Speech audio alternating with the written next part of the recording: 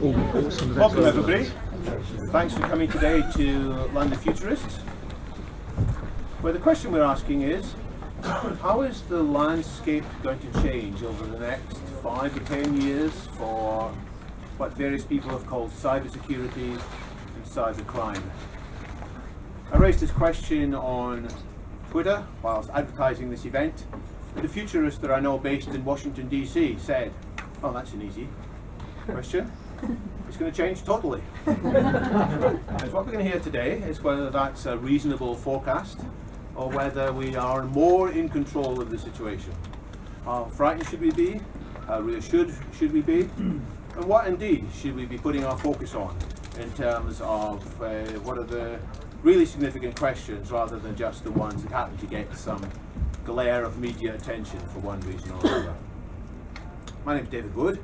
I chair London Futurists, and it's my pleasure to know all three of the speakers that we've lined up today. I know them from my professional experience. I'll let them each introduce themselves more fully as they want to highlight which parts of their lives they want to bring out into the open and which they prefer to keep behind a secure wall of privacy.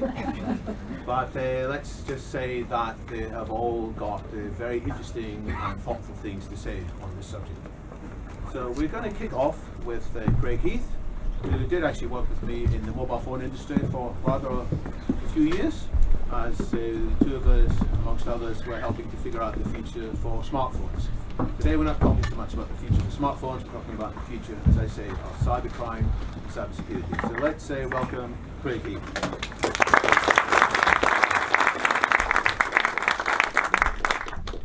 Thank you very much. Yes, so thank you very much for inviting me. It's been an interesting opportunity for me to try to organise my thoughts on the topic, because in a kind of day-to-day job I don't take such a long view, and I think it's important that we do step back and take a long view from time to time. So, as I say, thank you for the opportunity. Start with just a few words about myself. I'm not a lawyer, nor am I a policeman, so I don't really have a great deal of authority to speak about cybercrime, but as we'll hopefully see, I do have some experience which is relevant, I hope. Neither am I a mathematician, much as I might want to be one from time to time, so I'm not really going to speak a lot about cryptography and the implications of advances in computing for that, but of course that may be pertinent. My degree certificate does say that I'm a computer scientist, so I'm okay with that one. I will speak from some position of authority on that. And I would call myself a security engineer, so I have been in the computer industry for over 30 years and specialising in computer security for almost 30 years. So yes, hopefully that's the main thing I bring to this. Now, it remains to be seen whether you would consider me a futurist or not, and actually compared to our other two speakers, I think I'm being quite cautious in how far I'm looking ahead, but we'll see how that goes. An aside, it really irritates me, the word cyber being used to refer to computer security, largely, well, for two reasons. One reason is I don't find it useful because it doesn't really mean anything, and when people do try to define it, they end up defining it in different ways. And the other thing is I am a science fiction fan, and I would rather that it be kept for Cybermen, which is the character on the left here, and Cyberpunks, which is the character on the right here. And you may well know that the author William Gibson wrote a book, Neuromancer, in the 1980s, and a couple of follow-ups, and coined the word cyberspace. So this got adopted enthusiastically by the US military around about 10 years ago as an analogy for a new theatre of war that they could therefore go to Congress and get lots of money to address. And in the UK, we're now at the position where if there's any kind of government grant involving computer security, it has to have the word cyber in it. But just skip over it, read the rest of the sentence, ignore the word cyber.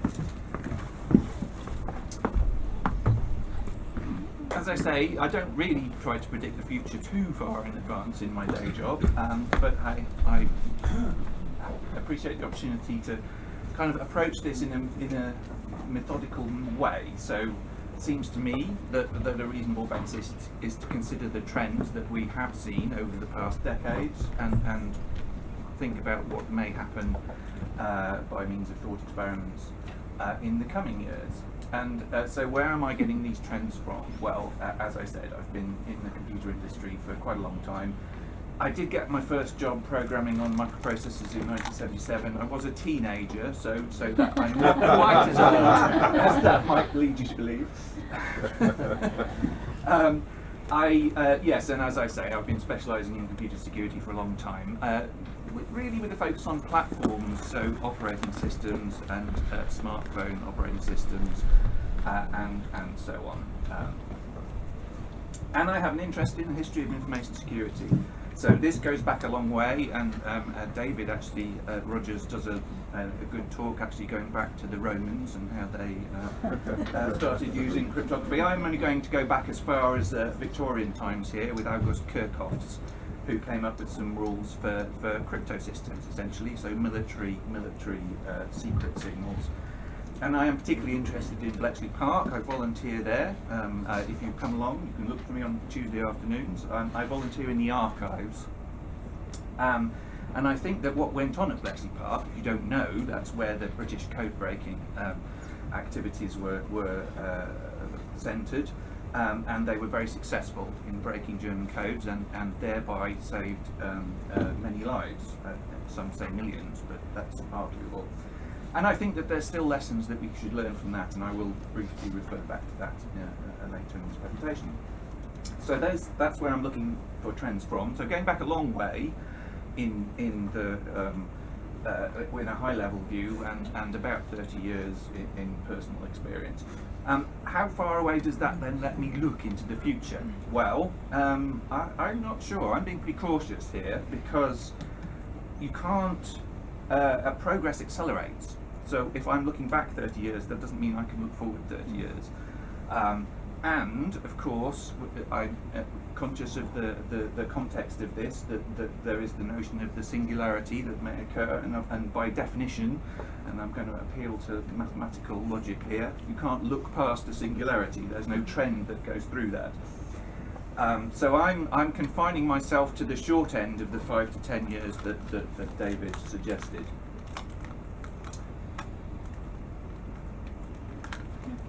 Before I start looking at that in detail, just a few thoughts about the two aspects of the title, so the computer security side and the notion of cybercrime. Computers have been used to commit crimes for quite a long time, and one of the notable early ones was this gentleman, Roswell Stephan. It was a bank in New York City, and he used the computer systems to embezzle, going on for $2 million. He was prosecuted and convicted because it was a conventional crime of fraud. It just happened to be committed using a computer. Going forward, there were some notable, let's call them hacks, unauthorised use of computers. In the UK, Stephen Gould and Robert Schifrin, they were journalists, and you may have heard of them. They, in 1985, they hacked into Prestel, which was an information system that was provided by British Telecom, long since disappeared, but pre-World Wide Web, of course. They hacked into Prince Philip's account on this service, and I don't think they actually disclosed anything particularly embarrassing, but it was just the fact that they'd hacked into this and let people know that they had. They were prosecuted, they were convicted. Now I forget the precise law that they were convicted under, but as it was, I think it was some fraudulent use of materials, something of that sort.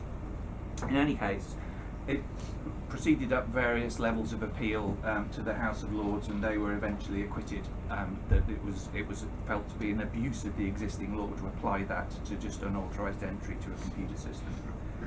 So they got off. Kevin Mitnick, on the other hand, he was in California, and I have some small connection to this. So the system that he had a long history of what was called phone phreaking, so breaking into telephone networks and getting telephone services for free. The first time he was convicted of anything to do with computer systems specifically was in 1987, and the company that he attacked was the Santa Cruz operation. So I was working for them at the time, but it was a year or so before I actually joined the security team. So I'm slightly second-hand information on that. But he was convicted. He was sentenced to 3 years probation, violated his probation, broke into some other computer systems, and eventually went to prison. But these are just some of the early examples. Now, the concerns that generated led to essentially breaches of computer security becoming made a crime in and of itself. So in the UK, the Computer Misuse Act was passed in 1990, which is just a general offence of unauthorised use of computer systems. And in the US, a notable thing, which actually I don't know if Chris might talk some more about this, is the DMCA, Digital Millennium Copyright Act, which criminalised breaking computer security to steal copyright material. Now, moving on to the trends. I'm always telling people the basic principles of computer security have not changed. So there's all this kind of notion of cybercrime and new threat, and that's true to a degree, and as we'll see, the scale of things has changed a lot, but the basic principles remain the same. So August Kirchhoff's, as I mentioned, 1883, his advice then is good advice now, which is you have to assume that the attacker knows the details of your system. Essentially he was talking about crypto systems, and the security then needs to be all in the key and not in actually the implementation details of the algorithm. And that's really true of any kind of computer security all the way through. Alan Turing, I hope you've heard of Alan Turing, wrote a paper in 1936 which basically laid the foundations for modern computer science by defining a mathematical definition of what a computer was and what it could do. Claude Shannon in the US, you probably haven't heard of Claude Shannon, but what he did was also very important in that he developed the field of information theory, which puts some theoretical basis and some theoretical limits on what you can do with cryptography and other things. But as far as it relates to computer security, it's what he did in the field of cryptography that's most relevant. And Seltzer and Schroeder wrote a paper on the protection of information in computer systems in 1975, and David briefly referred to the time we were at Symbian together, and the platform security architecture we put together then, which was in the early 2000s, was essentially based on this 1975 paper. True then, true now. Another thing that I note in passing hasn't really changed over 30 years is passwords.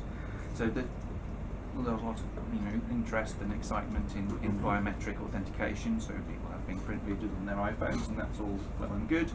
But if that fails, which it does from time to time, it's still a password you use to unlock it. And passwords have been used for probably millennia to identify friend from foe. So that's not a concept that's going to go away anytime soon, in my opinion.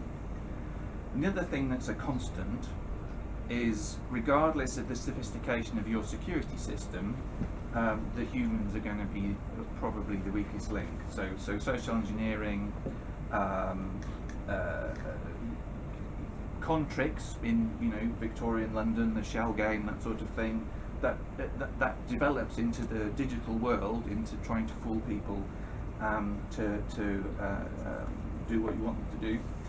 And there's this notion, quite amusingly, called rubber hose cryptanalysis. So the best way to break into a crypto system is not to mathematically analyse it and to find flaws in that maths, or even flaws in the implementation of the computer system. It's generally kidnap someone and beat them with a rubber hose until they do it. And this is where I refer back to Bletchley Park. So in 1942 there was a big blackout of the decrypts from the submarines in the Battle of the Atlantic from the U-boats, and it went on for 9 months, and it was only that blackout only came to an end when they actually captured a submarine U-559, captured the new key materials from that, and they were then able to take that and break back in. So that was very important. There's an exhibition that opened last month at Bletchley Park, all about HMS Petard, which was the ship that did that. So I, as an aside, encourage you to go and have a look at that. But you know, that was the way into security systems in World War II. Was to capture materials and humans, and that still works pretty well. Flip side, what's changed? Clearly the scale. So the scale is now enormous. I've put billions here, that's US billions, 10 to the 9. It's arguable whether we're going to see trillions of devices within our horizon of 5 to 10 years. I think we probably will, with the Internet of Things and so on. And the connectivity and speed of the connectivity is massively bigger now. Partly because of that, classic crimes, traditional crimes like confidence tricks, as I just referred to, it's moving primarily online. So if you want to fool people and defraud them of their money, then phishing is a popular technique to do that now, but it's still the same basic motivation as it was for the shell game and so on in centuries past. Another thing I observe is what I call beta culture, which is the kind of impetus to get things, computer systems, software in particular, to market as quickly as possible.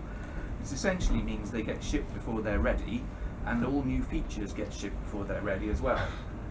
So this is particularly annoying with computer games, for example. You buy a game off the shelf, you put it in your PlayStation or whatever, and then you have to wait for 2 hours while the patch downloads.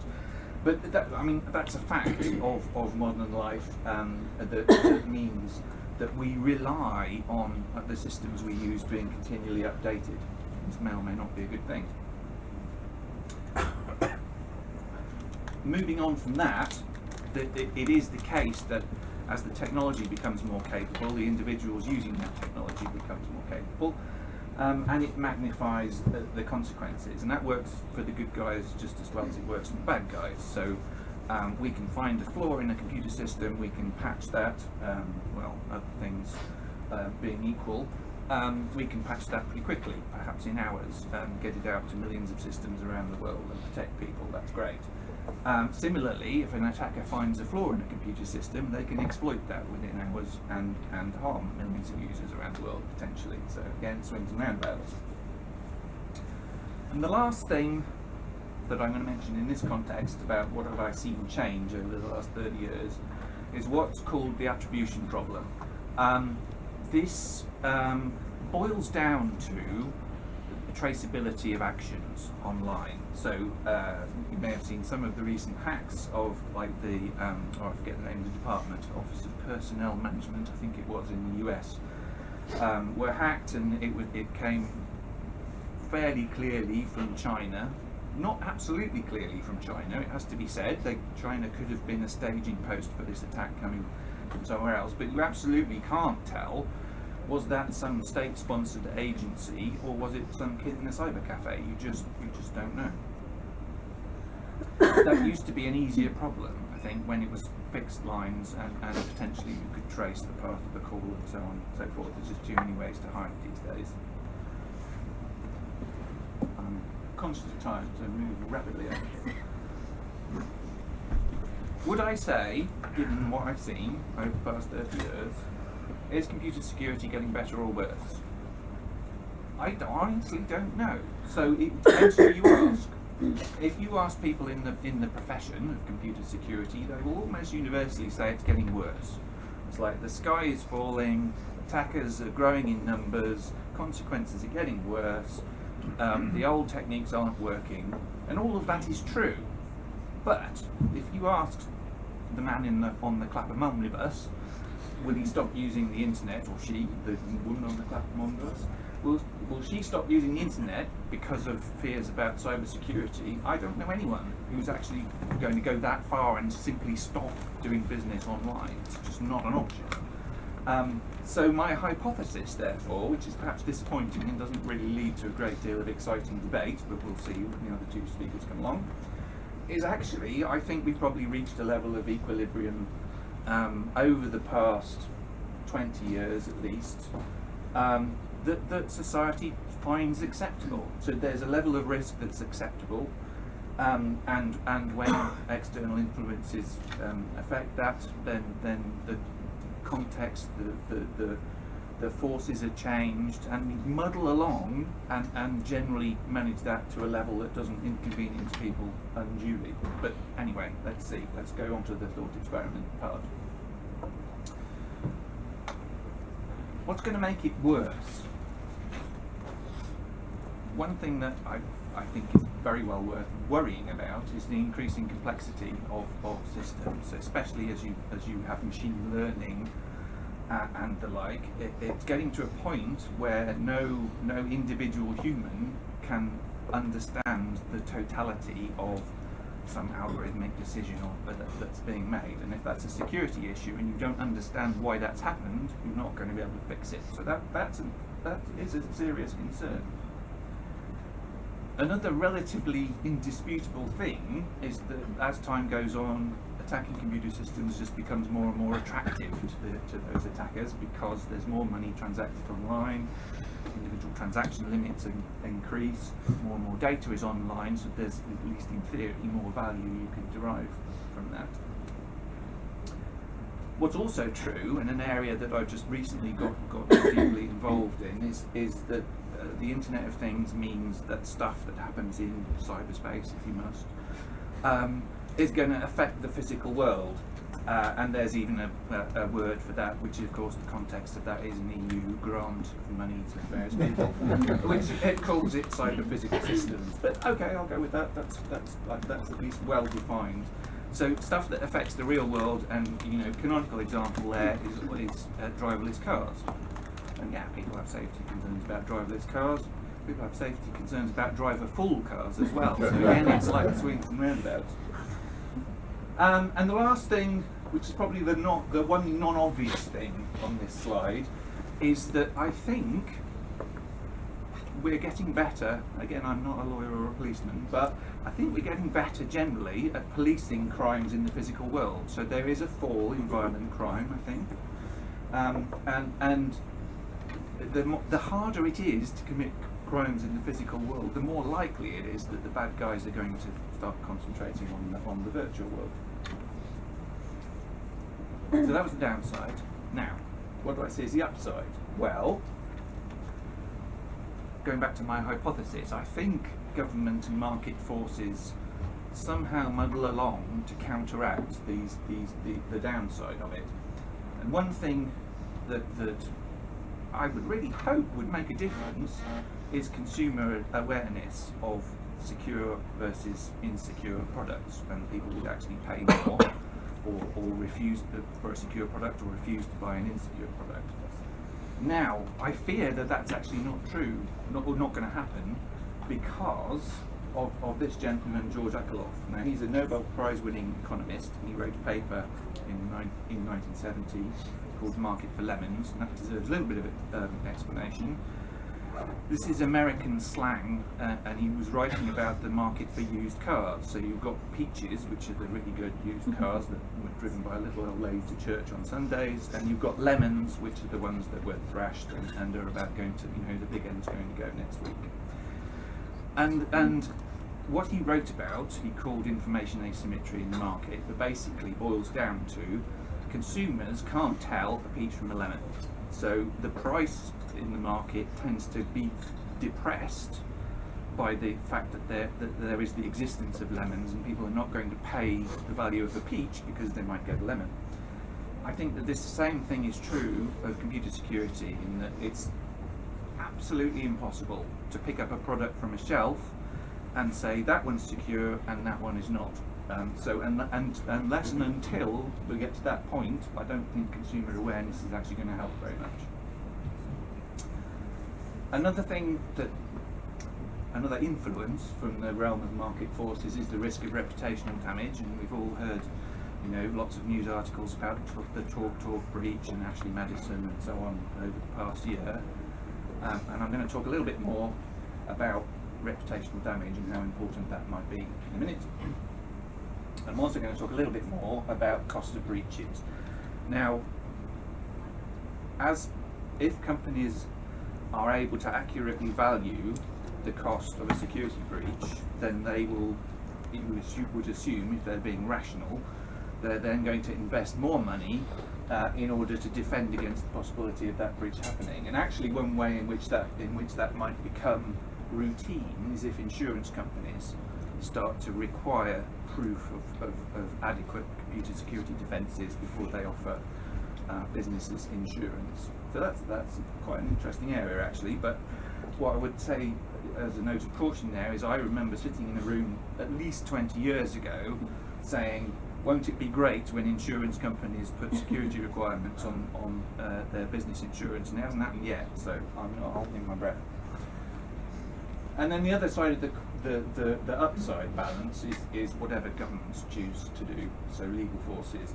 And I would compare, as you know, as we become more and more dependent on digital infrastructure, you've got to look at the sort of regime that we have for putting physical buildings together. People depend on them not falling down, and over hundreds of years we've developed a regime where buildings are regulated and the safety of them is ensured by that means.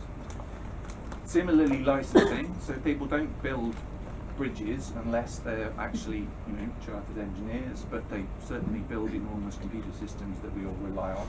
Is that about? I don't know. And then lastly, and actually this is again something that might happen in the relatively near term, because I saw this with the TalkTalk breach in the past year, is that the news stories started talking about are people going to get compensated for their data being disclosed. So the ICO, Information Commissioner's Office, they fine companies, and they have done some quite big fines, fine up to about £500,000. But that doesn't seem to be a massive disincentive to poor data security practices. But compensation claims, that actually might make a difference. So, again, I'm rushing for time, but we'll get there. Just to cover then in a little bit more detail about reputational damage and cost of breaches. Who knows who that is? Anyone? It is Gerald Ratner, very good. Who would like to tell me what the Ratner effect is? It's a rubbishing thing. Prawn sandwich. Yes, he compared earrings to prawn sandwiches, and basically he said that he was joking. He was joking, but it was a very ill-advised joke that he made, that his company's products were rubbish. And if you look this up on the internet, you'll find various articles saying Ratner went bankrupt and his business went bankrupt as a result of this. And it certainly did have quite severe consequences. It was in 1991 he said this, and his company was worth £680 million. In 1992 his company value had decreased to £49 million. Big drop. This is market capitalisation, by the way, so this is about perception and investor sentiment more than it is about actual assets and all the rest of it. And also I could say that the company was in quite bad financial problems that people hadn't quite noticed at this point as well. But anyway, the company value dropped enormously and he was sacked in 1992. He didn't, however, go bankrupt, and he is now today again a successful businessman. What happened to the company was they changed their name and changed their stock exchange listing, and today they're worth £7.5 billion. So it didn't, in the long term, and that's like the worst reputational incident I could think of ever. So putting this in the computer security realm, you've probably heard about the Ashley Madison breach, which is a dating site for people that want to have extramarital affairs, allegedly. And there was about 30-something million accounts disclosed by the hackers that were trying to blackmail Ashley Madison. They're still trading, absolutely astonishing. 6 months later they're still trading. They claim that they've actually got more users than ever. That is disputed, but they haven't gone out of business yet. So I do think reputational damage is overstated. And as part of a general theme, actually, that I find my profession, computer security professionals, do cry wolf quite a lot. And so, yeah, be careful when people say, oh, you've got to do this because your company reputation will be ruined. The other side of it, or the other thing I said I'd go into a bit more detail about, is breach costs. There was a widely reported paper, which was commissioned by the Cabinet Office in 2011, written by Detica, and it said cybercrime costs the UK £27 billion per year. So I did the sums, and that's about 50 million adults in the UK in 2011, and that works out at £540 per person per adult. Now I found that implausible just from that very simple sum. And Ross Anderson, professor of security engineering at Cambridge, and his team, they wrote a response to that in the following year, because basically most security professionals have said that's just complete rubbish, that number. Now, he didn't come up with a number to say, no, it isn't 27 billion, it's £500 million, or whatever. Largely because, and I'm coming back to my picture of the Cybermen and the cyberpunk now, nobody agreed on what the definition of cybercrime was. So you can't dispute it to that level of granularity. But certainly he had numbers that were less than £1 billion. So my anecdotal experience is that in a breach, companies will say, oh, our source code was stolen, this is the company's crown jewels, it's worth millions of pounds. But they'd never have been able to sell it to anyone, so it really isn't worth millions of pounds. You can see this as well with copyright violation claims. So people that share movies and music online, and some have been prosecuted for ridiculously huge amounts in the US on the basis that many thousands of people could have downloaded this, and therefore they haven't paid us $10 for the CD or whatever, and it's complete rubbish. It's like the vast majority of them would never have bought that CD in the first place, and although people had downloaded it, some of them probably bought the CD then because they liked it. So forget. I'm just, any report that has costs for loss of intellectual property, I'm just ignoring. That's just rubbish.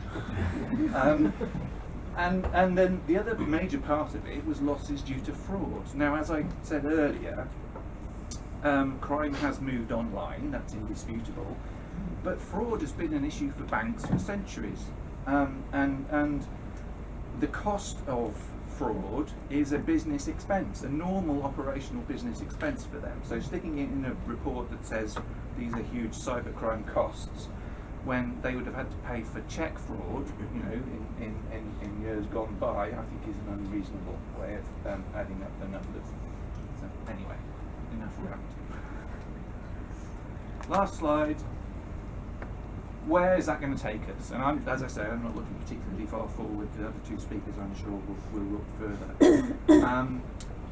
However, from the inside, as a security defender, it's clear to me that there are waves of technology, and so I would point you to viruses. So viruses were a big thing in the 80s and the 90s, and then again when we were at Symbian, it's like, oh, we must stop viruses getting onto our phones. Last year actually was the first year ever that there's been a drop. So the trend in numbers of new pieces of malware finally started to drop last year because the interesting attacks have moved on to a different area. So signature-based antivirus checks, that's yesterday's technology, it's not helping anybody now.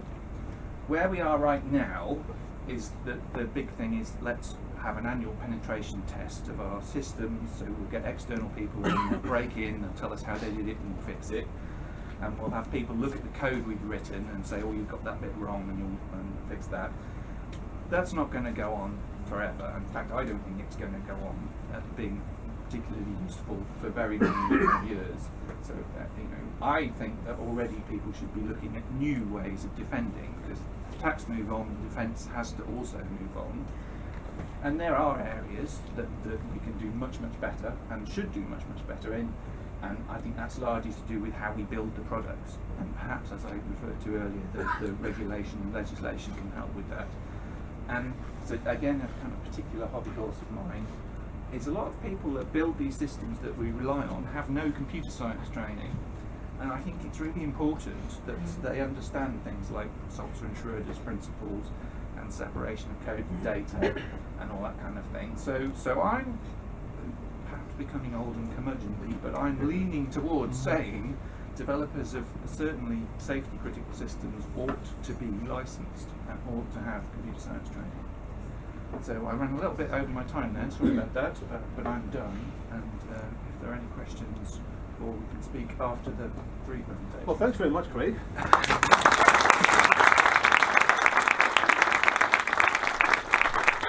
We will take a couple of brief questions just now. So, Matt? At security defenders, can you think of any examples where they aren't doing the same things? Oh right, yes, that's a good question. Is there diversity of approaches, sort of thing? Yeah, I mean, have you spotted any organisations that are being really innovative? Yes. So, I mean, I think it's true that there are organisations that are looking at all of these 4 areas, and I don't know if it's fair to actually name, but certainly there's a consortium, if you look at it like that, called BSIM, which is looking about how you develop products more securely. There's a consortium called SafeCode, which is about how you build better platforms.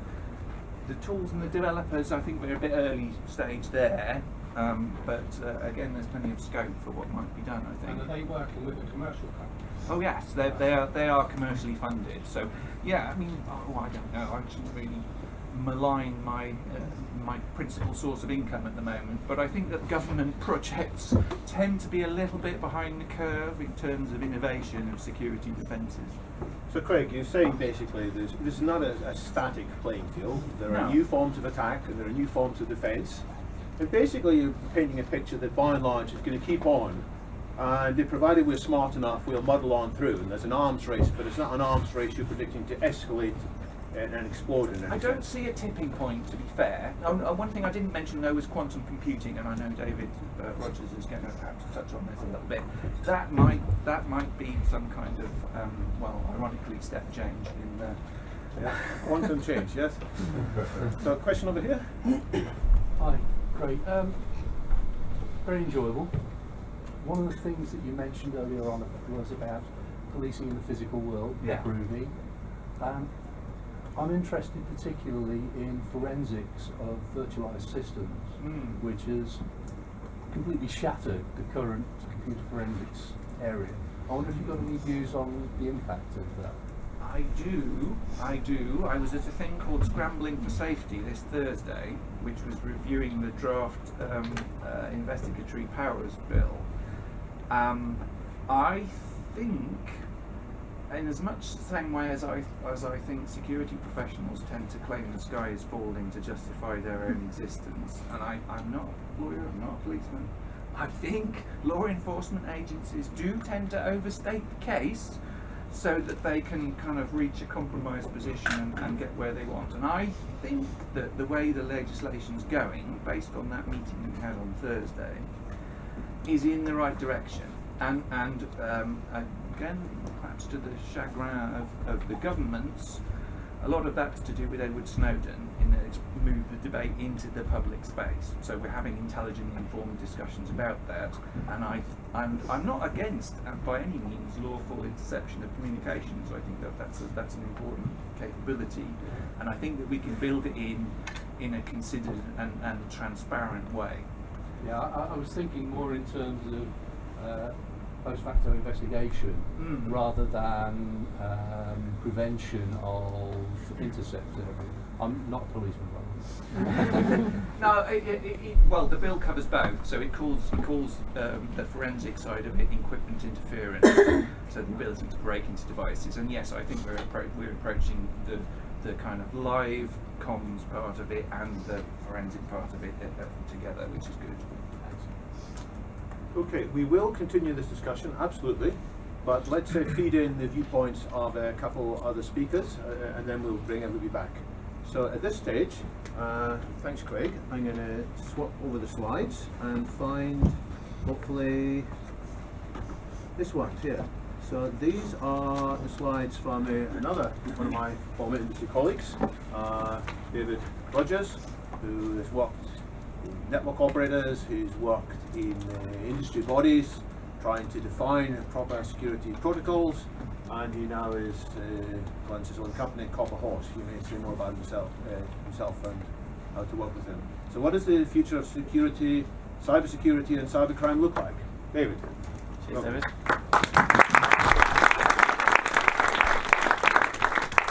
Great, you haven't heard what I've got to say yet. I was actually hoping that I didn't know anybody in the audience, but I just spotted one of my ex-students who's more of a futurist than me.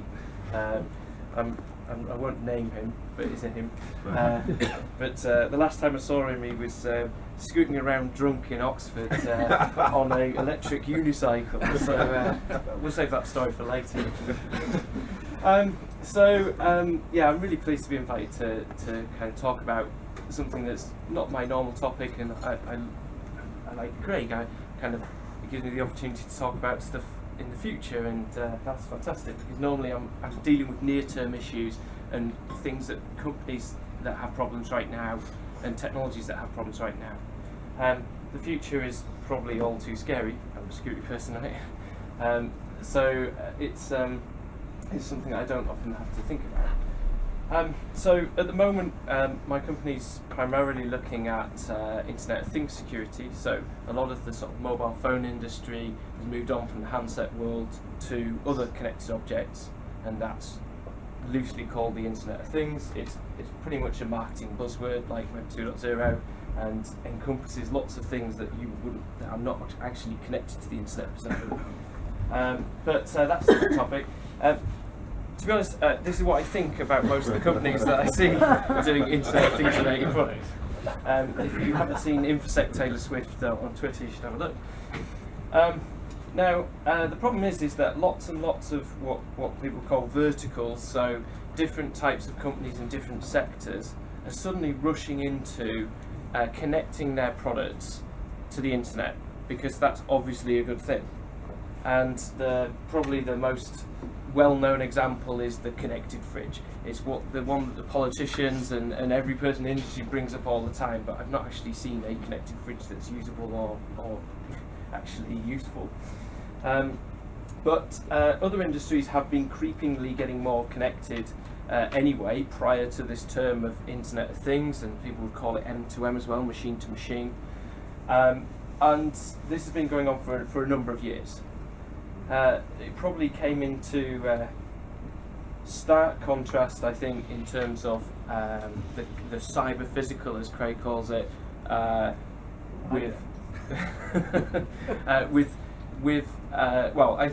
I would say is that the concept of a connected device over the internet physically being disruptive in some way came into sharp focus with something called Stuxnet a few years ago. So Stuxnet was basically a piece of malware that targeted Iranian centrifuges, which were essentially enriching uranium to weapons grade, allegedly. Actually, the sort of later triage of Stuxnet said that was never internet connected. In fact, those PCs were isolated, and it was probably spread through a USB stick. But it was targeting an industrial control system that was basically using a relatively unknown to the computer security community protocol around PLCs, programmable logic controls. But it did start to make people think about what type of issues could come. I've talked about so what people will call pivot attacks.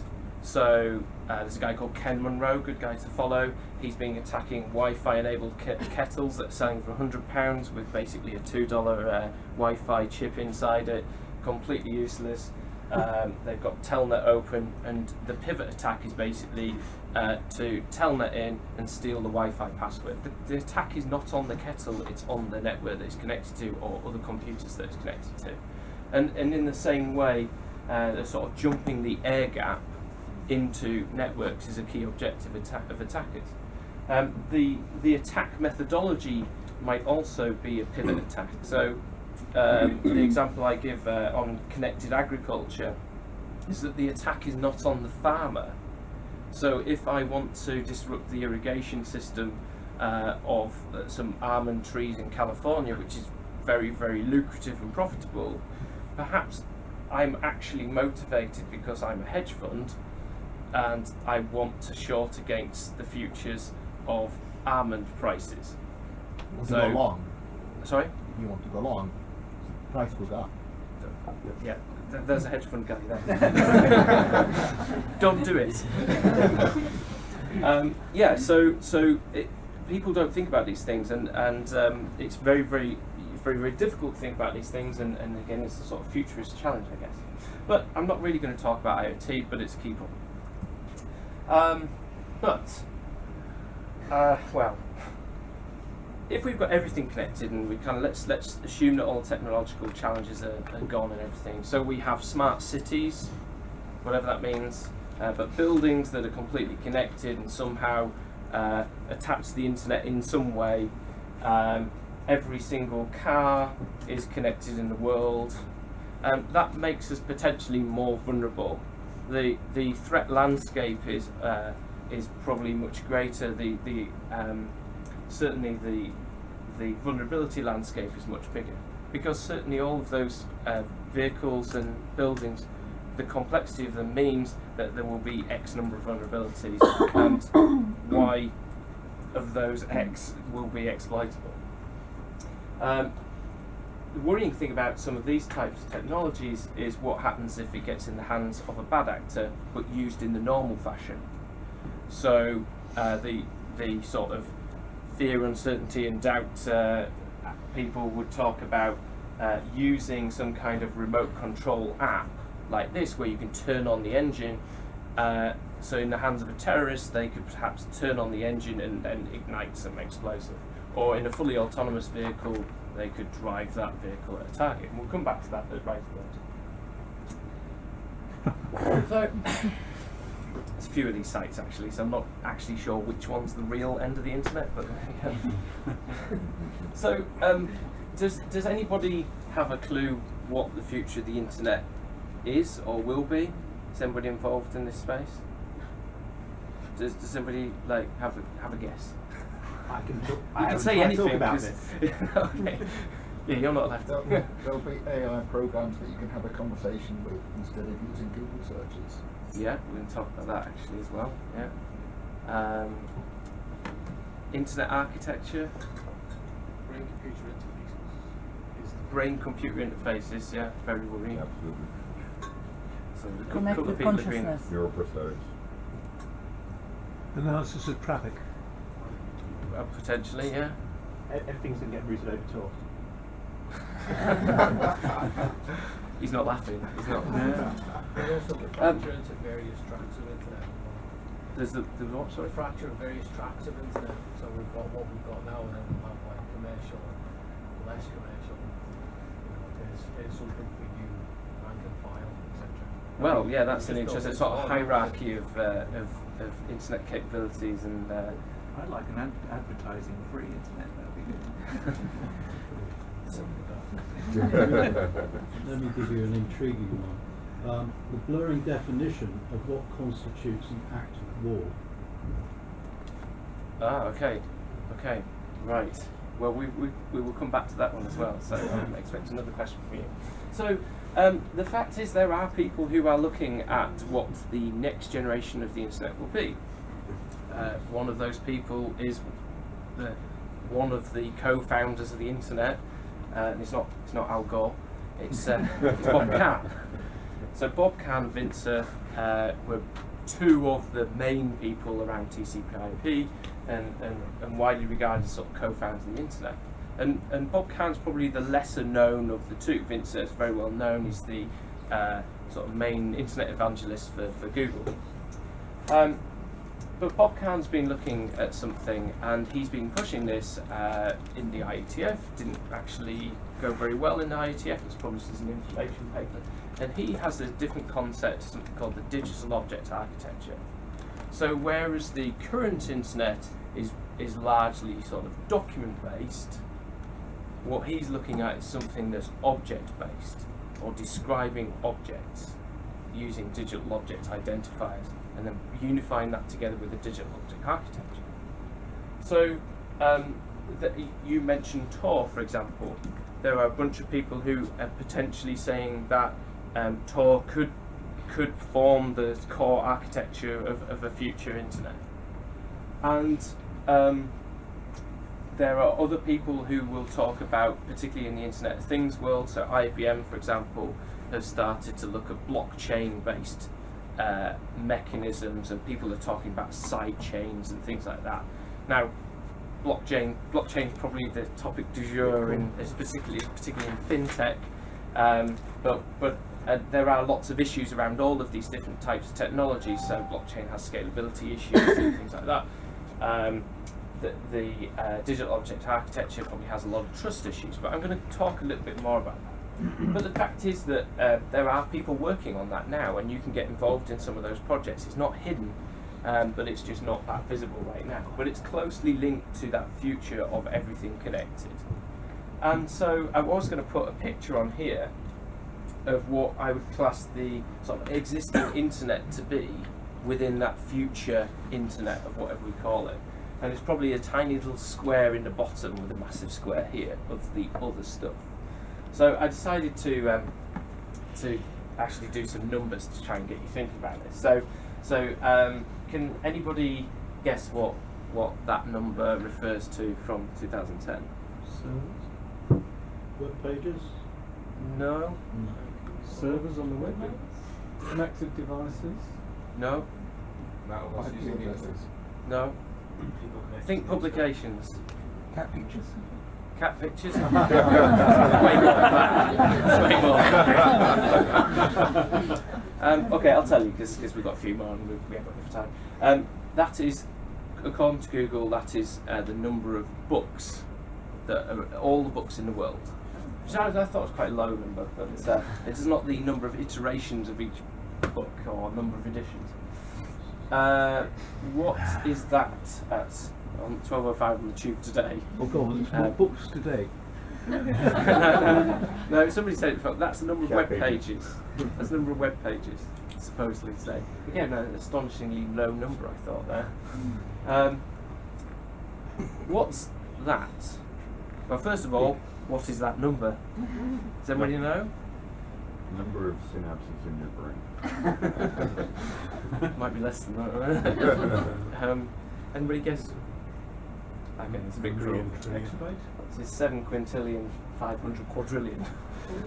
So that's the cat pictures. Does anybody guess what that number could be? Address space. Atoms in the universe. What's that? Atoms in the universe. Synapses. Amount of data in 5 years. So IPv6. Think less internet, think real world. Grains of sand. Yes, very well done. Obviously estimated because nobody's counted that. According to the University of Hawaii, they spent their time counting grains of sand.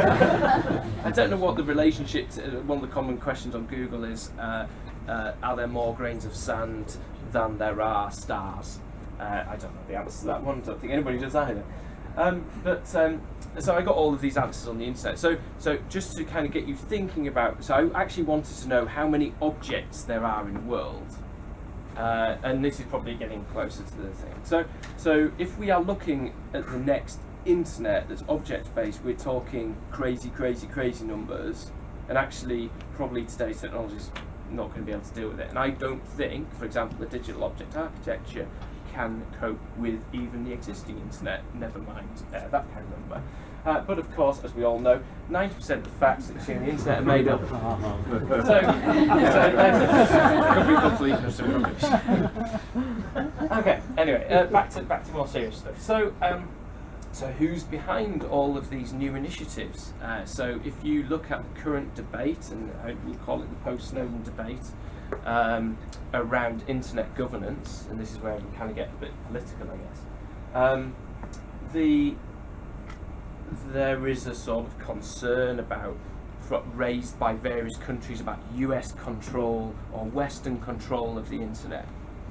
And my view, the wholly personal view, is that's probably just sort of paranoia more than anything, probably backed up by some of the Snowden allegations. But generally, it's almost like jealousy of the success of the internet, and actually, it's more about the way that these countries see the world that is completely different to a generally, should we call, Western viewpoint, or even the viewpoint of many of their own citizens. So let's kind of look at the current state of internet governance. Did anybody see this story about Kazakhstan? So you saw it. So have you heard anything in the past 2 days about this? Okay, so basically what happened was there was an announcement on the Kazakhstan government's website that said from January the 1st we will have a root authority, basically, that's the national certificate of Kazakhstan, and essentially everyone has to comply with that. What does that actually mean? Well, what that means is that country can what's called man in the middle all of the internet traffic going out of their country. So what we're seeing is the side effects of encryption everywhere, which is what a lot of people are pushing right now. So some countries that have the wherewithal and the power to do it, just saying to their citizens and the companies that operate in that country, you're going to do it as we say it. It's completely, there's no kind of debate like we're having in this country. It's not a democracy. They just kind of get on with it and do it. So this has caused the Mozilla guys, who are now being requested to insert this root certificate in their browser, to kind of have, big questions about this, and there's a huge discussion if you have a look on the Mozilla security mailing list about this right now. So we'll go to a country very close, then Russia, and really I would say, particularly post-Arab Spring, and there were some protests in Russia, there was a lot of paranoia internally in Russia about potential overthrow of the government, and obviously everything is a Western conspiracy, because it could never be a failing of that particular government. But gradually what we're seeing is laws being passed in Russia, particularly around internet censorship, but controls of the media, and what we're seeing is the laying the ground for information control, and this is the knowledge is power thing. We're also starting to see this sort of balkanisation of the internet as well. This is already happening right now. It already happens along language lines. So, I'm not going to be able to read a website in Persian unless I've got Google Translate, which is very cool. But generally, most people are going to stay within their own language realms. And there's a slight bit of irony to this particular image, and this is where we talk about information warfare, because this is from the Voice of America website, which is America's particular broadcasting organisation. So what we're seeing, so in Russia, for example, Eugene Kaspersky in 2009 advocated for sovereign control of the internet, and he talked about islands of the internet.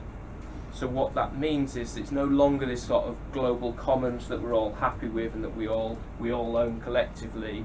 It's sovereign states clamping down on things that go on in their territory and essentially allowing for authoritarian rule of the internet within their space. They want to own it. So we've seen changes there. So Russia will demand that you have to operate servers within Russia's border now. And other countries are kind of going the same way. So we are already seeing this fragmentation of the internet. Sergei Lavrov, who's the foreign minister for Russia, he's frequently advocated for what he calls UN control, specifically ITU, which is the UN agency which looks at communications. Sadly, the mobile phone and the internet passed by the ITU, but there we go. That's a different story. But what you have now is a bunch of countries who are backing a particular version of what they would like to see of sovereign controlled internet infrastructure.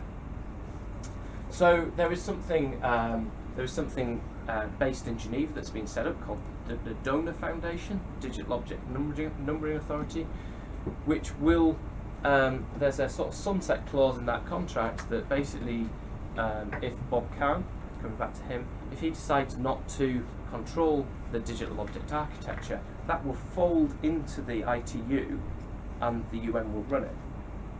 And this is backed by China. Saudi Arabia just donated $2 million to the project, and it's also backed by Russia and other countries. So from a personal point of view, I see this as actually a great threat to the sort of open and free internet that we see, but not a lot of people know about it because it's kind of boring and technical. But from a security perspective as well, I don't think it's scalable. But we'll leave it there, we can talk about that later if you want. So let's talk about the future again. So you can learn a lot about the future if you look at the past, and we've seen privateering in the cyber world. So what do we mean by privateering? Well, privateering is sort of pirate world of the 17 and 1800s. And in that world, governments would turn a blind eye, particularly the British government at that time, and the Dutch, to privateers who would harry the economic routes, the shipping lanes of other nations, or controlled within the sphere of the control of those nations. And you see the same in the cyber world. So a few years ago there was a big cyber attack against Estonia, and Russia were able to say, well, it wasn't us, it was people who just sympathised with our cause. So essentially privateers. We see privateers in America. So there's a guy called the Jester who takes down a lot of the sort of ISIS type accounts and things like that. So, you know, this is not something new, and we'll probably see it into the future as well. There's a Dutch guy here. This was in the 1600s. He used, in many cases, he used tricks rather than violence to defeat his victims. He sometimes anchored under a false flag next to his intended victim and started a friendly conversation with the captain. Now, in the cyber world, we often talk about false flags because, as Craig said, attribution is very, very difficult. So it could be that another country may want to make another country look really, really bad, or, and this is the real concern, I guess, of countries, that a war could start between two countries and actually there was some kind of third antagonising party that nobody knew about. And that's the basis of a lot of films, actually, right?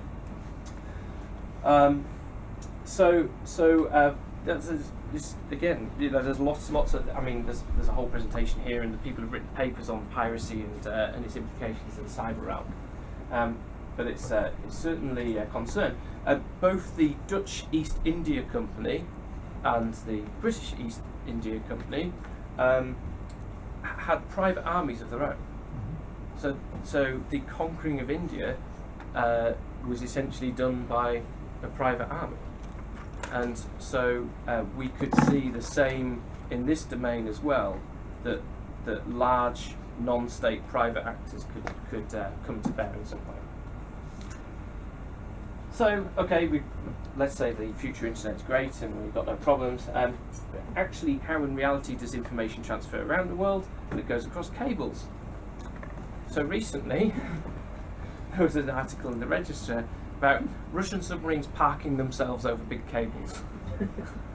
So it doesn't matter how much cybersecurity we do and how many people with great minds we put on this, if somebody can get some basically big scissors and cut through their cables. And a few years ago there was a big problem with metal theft in the UK, and so, you know, one of the biggest problems for cyber, or should we say fibre optic cables in the UK was people who decided that they didn't get the right cable, right? So they decided to just cut off the entirety of the East Coast main line.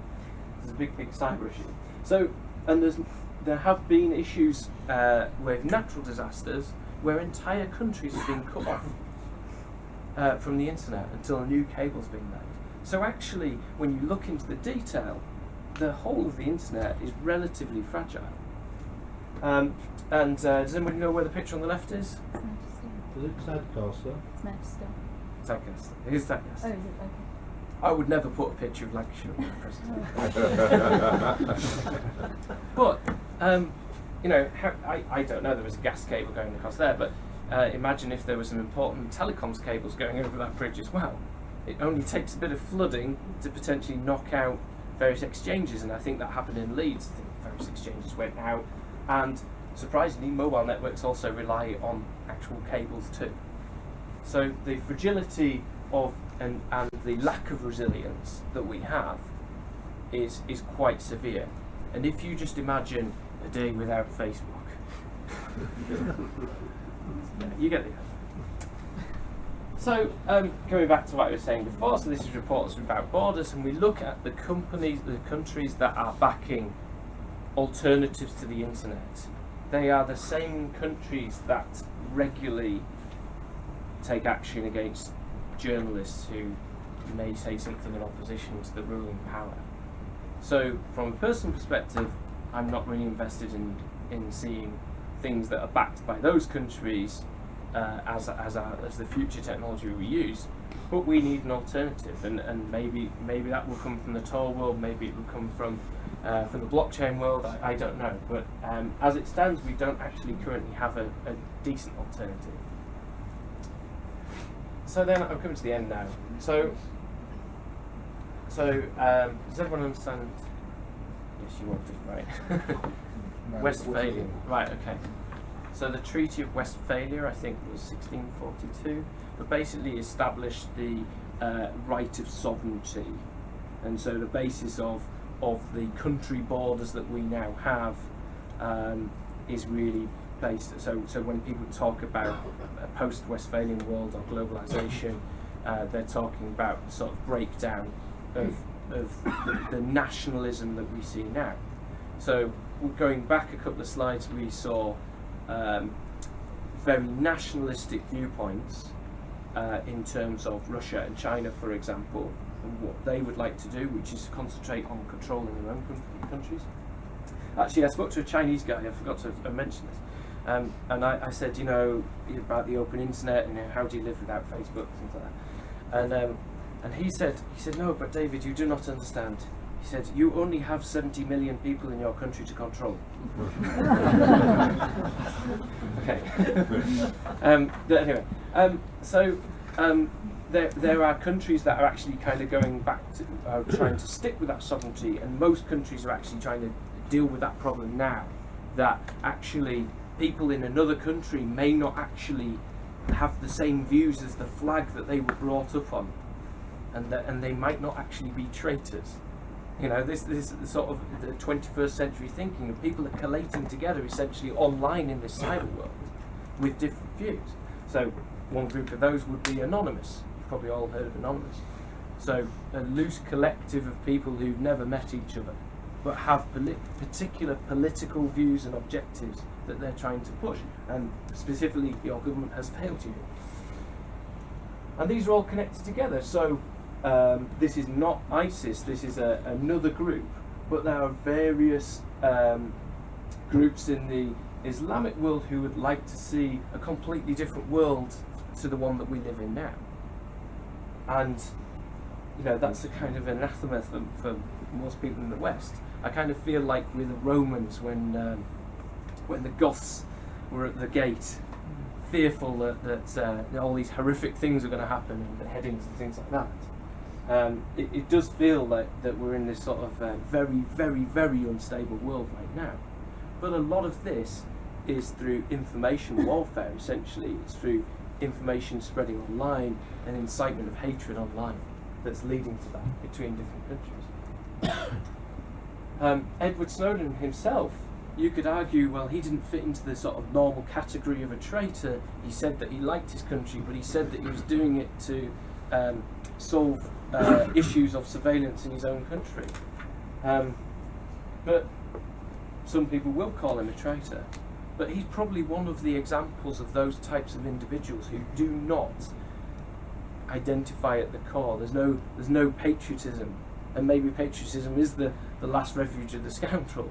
But he is one example of that sort of new thinking, that he doesn't attach himself to a country, as it were. And then you've got corporations. So this isn't anything new actually, but the power that these companies wield, so Apple are issuing bonds to Switzerland now, is huge. So coming back to Craig's point about the cryptography debate, if you look at submissions from the companies, from Apple's own submission to the collective submission by Google and others, they're actually quite aggressive statements. But now, can we think 30 years ago that those companies would have actually been so bold to really challenge the government on government policy and actually tell the government what they should be doing? And actually, who do Apple represent, or any of these companies represent? They represent the money that they're sat on. So is democracy in itself in question because of the financial power that these companies have? And again, going back to the East India Company and the Dutch East Indies Company, there's similar problem actually in those days. There was no real nation-state control over it. So all of these things link together, and maybe we can't change this world. Maybe nations will reassert sovereignty and actually take control of the situation. But it's a very strange world we're living in right now. And then I'll finish probably on this topic. So does anybody see this Inside IS Terror Weapons Lab video? It's on the web. It's absolutely laughable. It's a kind of good piece of propaganda.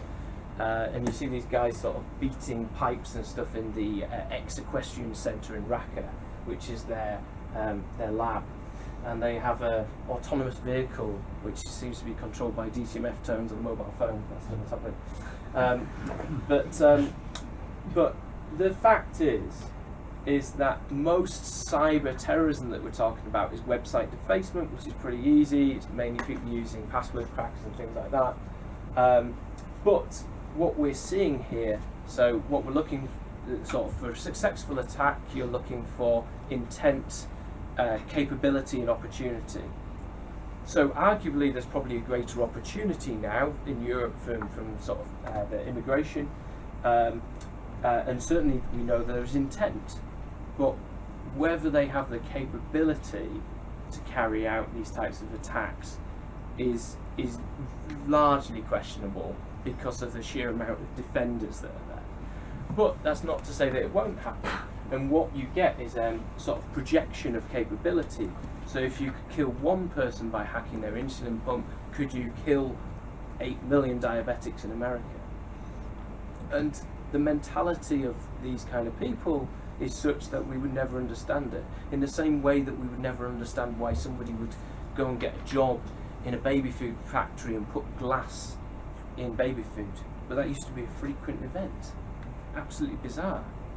So that projectionist objective of these terrorist organisations is clearly what they want. They want high impact. So I'm not saying it will never happen, but it's something we've got to be watchful for. One word on post-quantum. So what people are concerned, so it's very important to understand the definition, the difference between quantum cryptography and quantum computing. So quantum cryptography is not something that's likely to fly at the moment.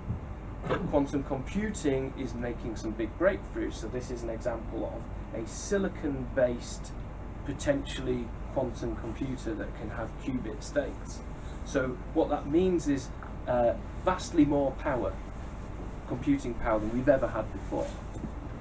So if we then set that against the existing cryptography that we have, it could be an immense challenge, and actually we could see within the space of 6 months the entirety of what we hold true in terms of, so generally everything is built on public key infrastructure technology.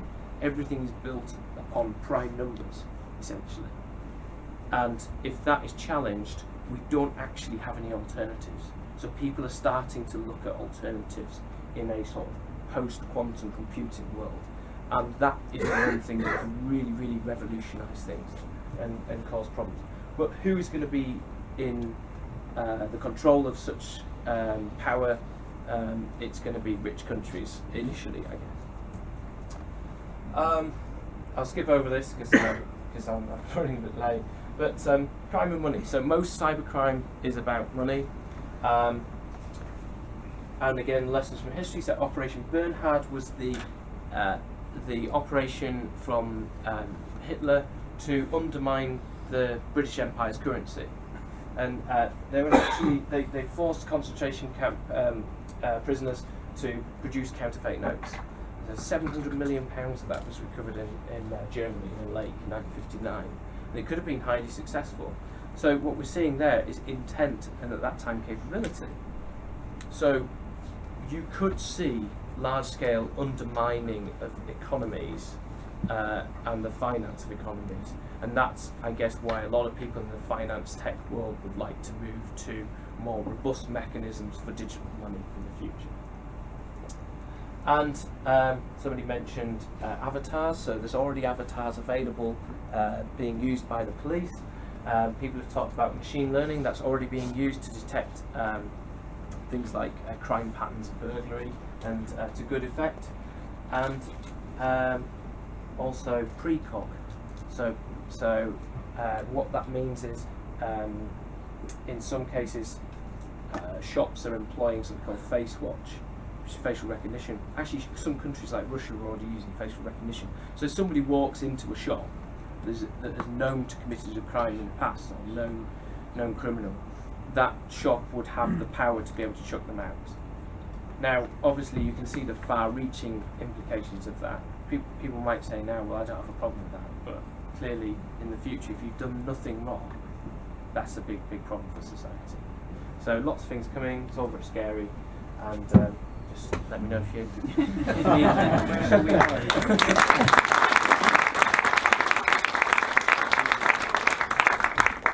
I think I saw some potential tipping points there. Yeah, things may not just continue as more of the same but on a higher level, but with the fragility of the infrastructure, with potential modifications of the same kind of technology that went into Stuxnet, taking advantage of lots of zero-day exploits and potentially bringing down a lot of key infrastructure to change things on a higher scale than ever before. Yeah, I think so. And people, there's a sort of argument as to whether cyber war would ever actually happen. Some people talk about MEAD. So MAD was mutually assured destruction, which was the nuclear thing, and some people talk about MEAD, which is mutually economic assured destruction. So two major nation states wouldn't really go at each other because they all rely on the same technology. Terry? Thank you. What about making war by exploding your enemy's weapons in their silos? Yeah, I think that's a topic of many books as well, I think, isn't it? I mean, yeah, that's clearly a concern for countries, I think. Is that just James Bond fantasy, or is the potential capabilities there? Well, I'll be honest, I don't actually know. So I'm not in the military world. But clearly, again, there's intent. And when you read stories like that the nuclear weapons in the UK were protected for years by a bike lock, it does make you wonder, how old these weapon systems are and whether they can actually keep up with the times, as it were, in terms of defence. Final question just now, Rohit. Are you aware of anyone looking at the kind of cybercrime risks around things like embedded technology, so things that will go into the human body? I know in India they got very excited about the idea of politicians being able to understand what the other politicians were thinking and doing, and more importantly, to be able to bribe each other without kind of anyone finding out. And the view was you'd literally ban it all. But are you aware of anyone who's sort of looked at the cyber risk? I don't know who's looked at that specifically, but I bet you Kevin Warwick is. Yeah, so Kevin Warwick is Reading University. So he's actually got a chip implanted, and his wife's got a chip implanted as well. But I don't know anyone specifically. I don't think they've still got him implanted. I think it was a short-term engagement. And they started with being aware of each other's feelings.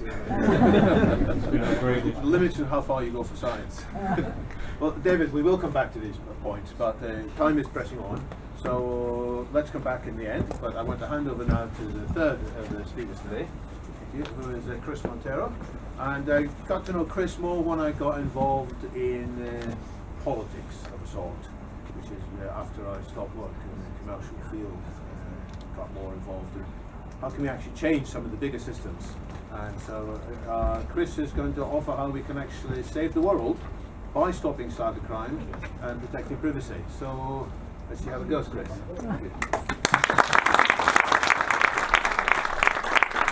everyone. It's the first time I'm doing this presentation, so I have high hopes for it, and I apologise for checking my notes, but this should be good, I think. So, here we go. Okay, yes. Sorry, So, I think it's more now. this is who I am. I'm a cybercrime researcher. I do a lot of dark web research, and please ask me questions about it later. I'm an internet security researcher. My day job is systems administrator. I'm involved in Pirate Party UK and digital rights activism, and I am now a futurist because I have an entire website around that now. So many qualifications, and I'm also a geek and an internet hipster. You know,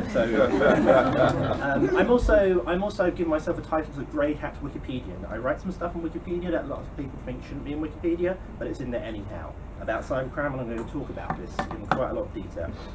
And yes, and this shouldn't be a technical presentation, but if I find myself going to tech too much, do let me know. Okay, so if this can get me, it's my blog, Pirate London, follow me on Twitter. These are some major sites on Wikipedia I've written. I've written a complete history of carding and financial fraud, never been written before. I've been written a complete history and structure of darknet markets, which we can talk about later. This is I published on the Wikipedia. It's all there for you to edit and say it's rubbish, but it hasn't been done anywhere else. It's pretty good in my opinion. Right. Yes. So also the content I'm doing, I haven't published it online yet because this is my hobby. This is what I do for fun. I don't work for a intelligence agency or a law enforcement agency or a bank. I do this because I find it really interesting and I want to do something about it. As a consequence, finish the disclaimer. Don't say Chris told you how to do all this. Chris told you how to defraud banks, how to rip off credit cards, how the system are insecure, and now something must be done about him. Please don't do that. Okay. I prefer you to do that. Thank you much. Okie dokie. Yes, and so I will talk about cybercrime a lot in quite a lot of detail, more than you will see in most presentations. Mostly I will talk about software security, maybe I'll talk about bug bounties or legislation. I'm going to get to the guts of it and why it is broken and how we can fix it, hopefully. Right, so today we have topics du jour: clueless politicians, unfaithful wumbles, drugs, carding, and actual solutions to financial fraud. I hope this will be good. I don't think you'll see the presentation, so it'll be good. Okay, things we will not be solving today. I'm not going to be solving any digital rights and mass surveillance. There's a huge area there, be touched on by the previous speakers. I'm not going to be talking about how we go up against the most powerful intelligence agencies on the world. The answer is we're probably going to lose in the long term, but maybe we can change the conversation a bit in the short term.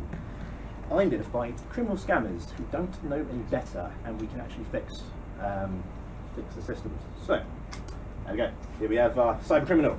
So, to the floor. When will computers be secure? Anyone at all? Never. I've never. Right, end of time. Heat, death of the universe. Anyone? Yes, the answer is of course never. Computers will never be secure. And we have to accept this. When I tell my boss this, I say, yeah, this website's secure, it's fine. But no, unfortunately in this larger conversation, computing is not secure. And we have to deal with this. We have to live in a world where it's not secure. So, finance is mostly secure. I can go into the corner shop and say, here's a quid, I get a chocolate bar back. Done.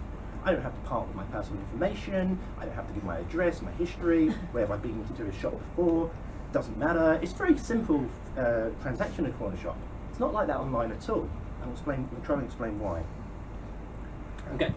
So, now when we know computers are never going to be secure, we have all our information. Online. So it's a case of not if it will be leaked; it's a case of when, right? So when your information is leaked, you have to change your passwords, cancel your credit cards, you argue your bank. Of course, you've got your address, you have to move house, your birth, you have to issue your birth certificate, burn off your fingerprints for this wonderful biometric stuff. You get facial surgery for your pictures you put up, and burn all the credit agencies to the ground. It's been cut off actually there. I've got join hippie commune / post World War III dystopia. So, Sean Conley from Zardos, this guy, he knows where it's at. So we are unfortunately walking to what I'm calling a post-privacy society. All this information is already up there, and it's a case of when it's going to be leaked. And we have maybe enough time to change this, maybe. I'm not sure. That time may have already changed. We'll see what you say. But seriously, suffering financial fraud or fraud at any time, being there, you've had your credit card cloned or whilst you're on holiday. It's not nice. It can ruin your week, lose money. It's horrible. It's not nice. I mean, I want to do something about that. Ashley Madison, right? This has come up already, and I'm going to talk about this. So this got hacked by hackers who said Ashley Madison were being duplicitous, but they had a special service you could charge to have your information deleted. But the hacker said, you won't actually get your information deleted. But actually, now I don't defend the actors and the hackers. The hackers are pretty much scumbags, but they were right. Ashley Madison were not deleting information that users were paying to have deleted. There's an interesting reason about that. So I downloaded the Ashley Madison data. It was available in torrents at the time. I don't know if it is anymore. And you might think, oh, this personal information, is it stored with the person's profile? Is it exposed to their preference? Is it stored in their communication? No, the place that the data is stored is in the billing table, right? So this is why we're going to come back to this. Why is that Ashley Madison's billing information allowed people's personal information to be linked? Okay, and there's also lots of bots, lots and lots of bots.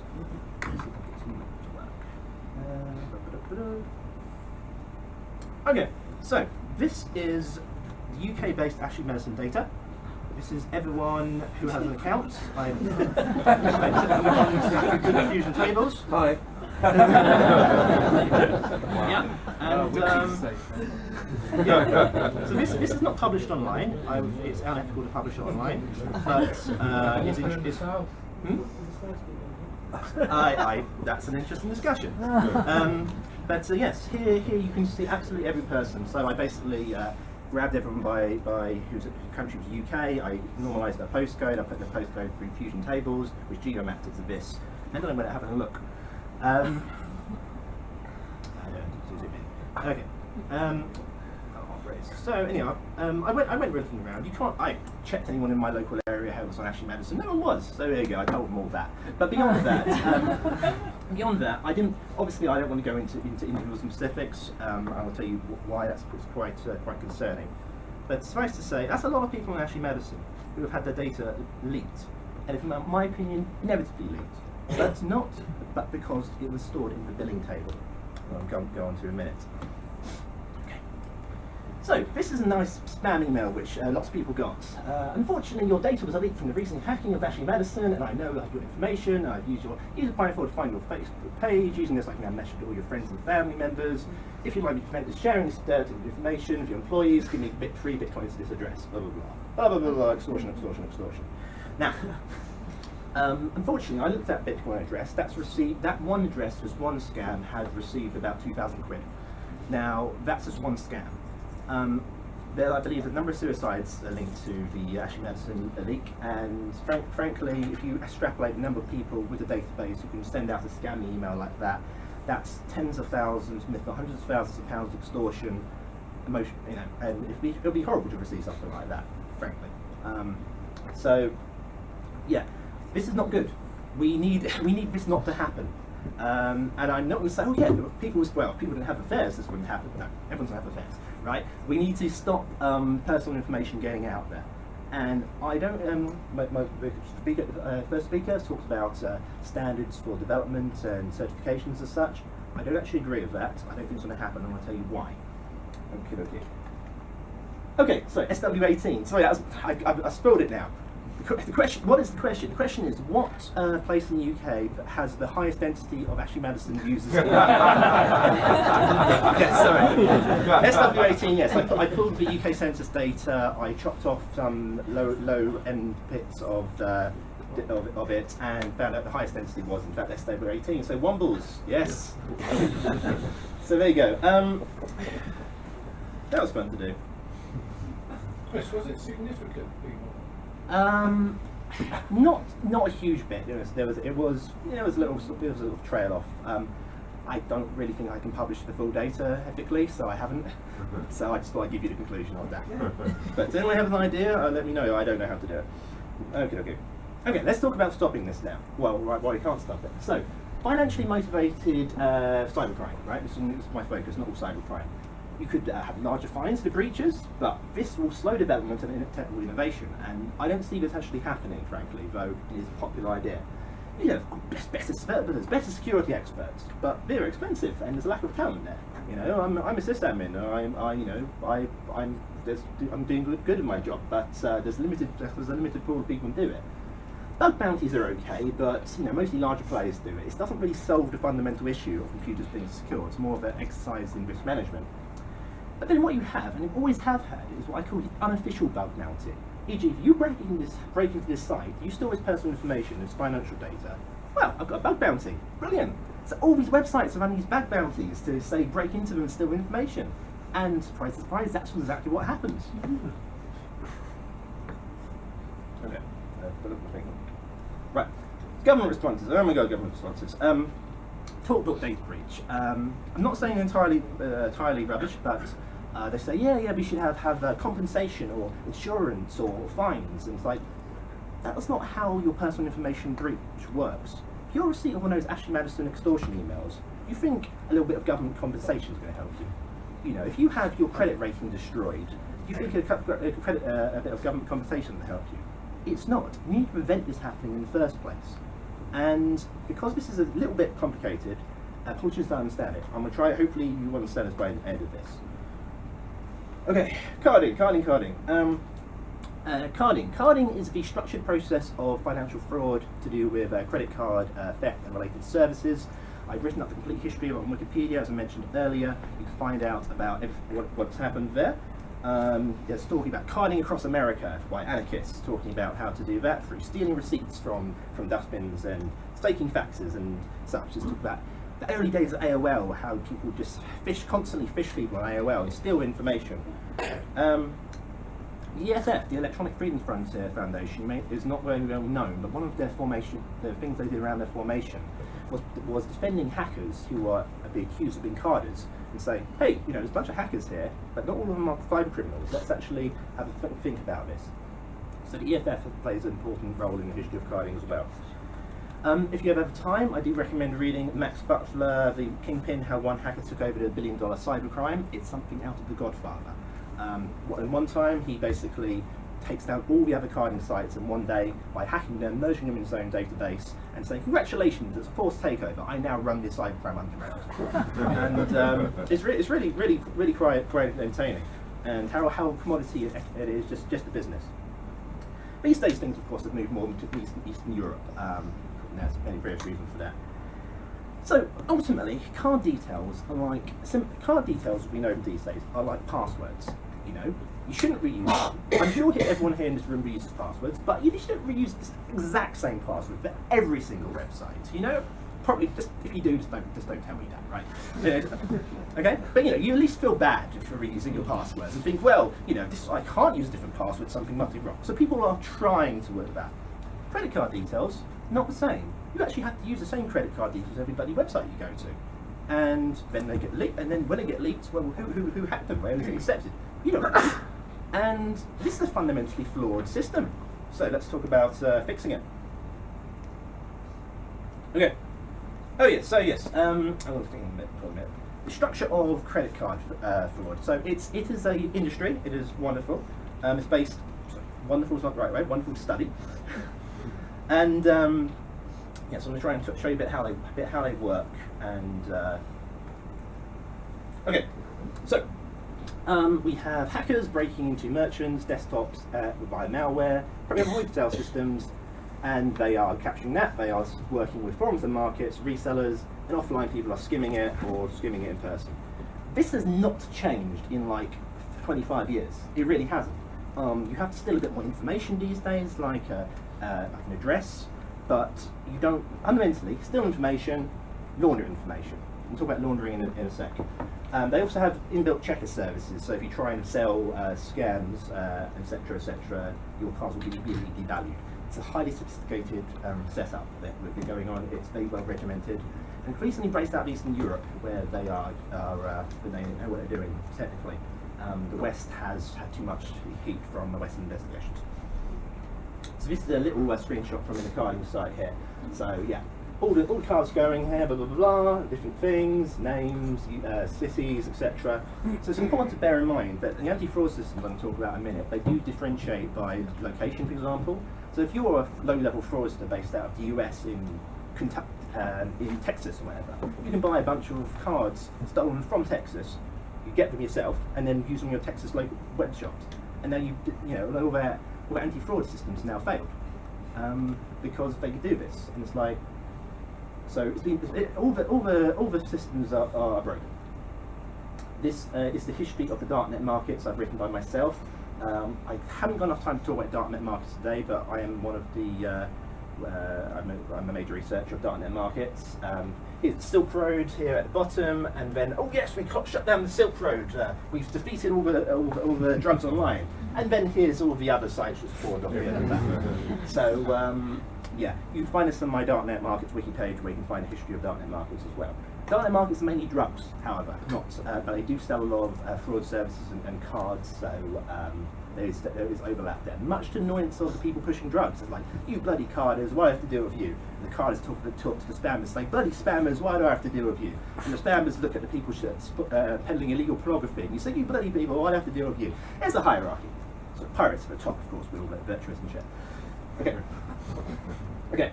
So this is, I can't go into too much detail, I haven't got time, but the idea is that you buy in your bitcoins, you put them in, as a buyer, you put them into escrow on the market. When the vendor has shipped their stuff, they take the money out of escrow, and the market takes a commission, the vendor can change that back into cash. So there's a lot more I can talk about the structure of darknet markets, and I've written a lot about it. But suffice to say, this escrow system in Bitcoin is a de facto standard of cybercrime these days, and it is incredibly powerful. And people who say, oh yeah, Bitcoin will never take off because it's just a Ponzi scheme. It's like, no, the criminals are using it. This proves it works. Okay? Seriously, there's a lot of people just think, oh, it's rubbish. It's only good for crime. It's like, that means it's really good. Right. Cash out. Okay, I'm talking about how we cash out now. But again, I did not tell you this. Do not say Chris told you how to do this. Thank you very much. Okay. Okay, so you've brought a bunch of card details from one of these darknet markets or forums, right? And you're ready to want to turn them into money, or you've even hacked it yourself. That's increasingly less the case. How do you do a cash out? I'm going to show you how different ways of doing cash out and how it's pretty trivial.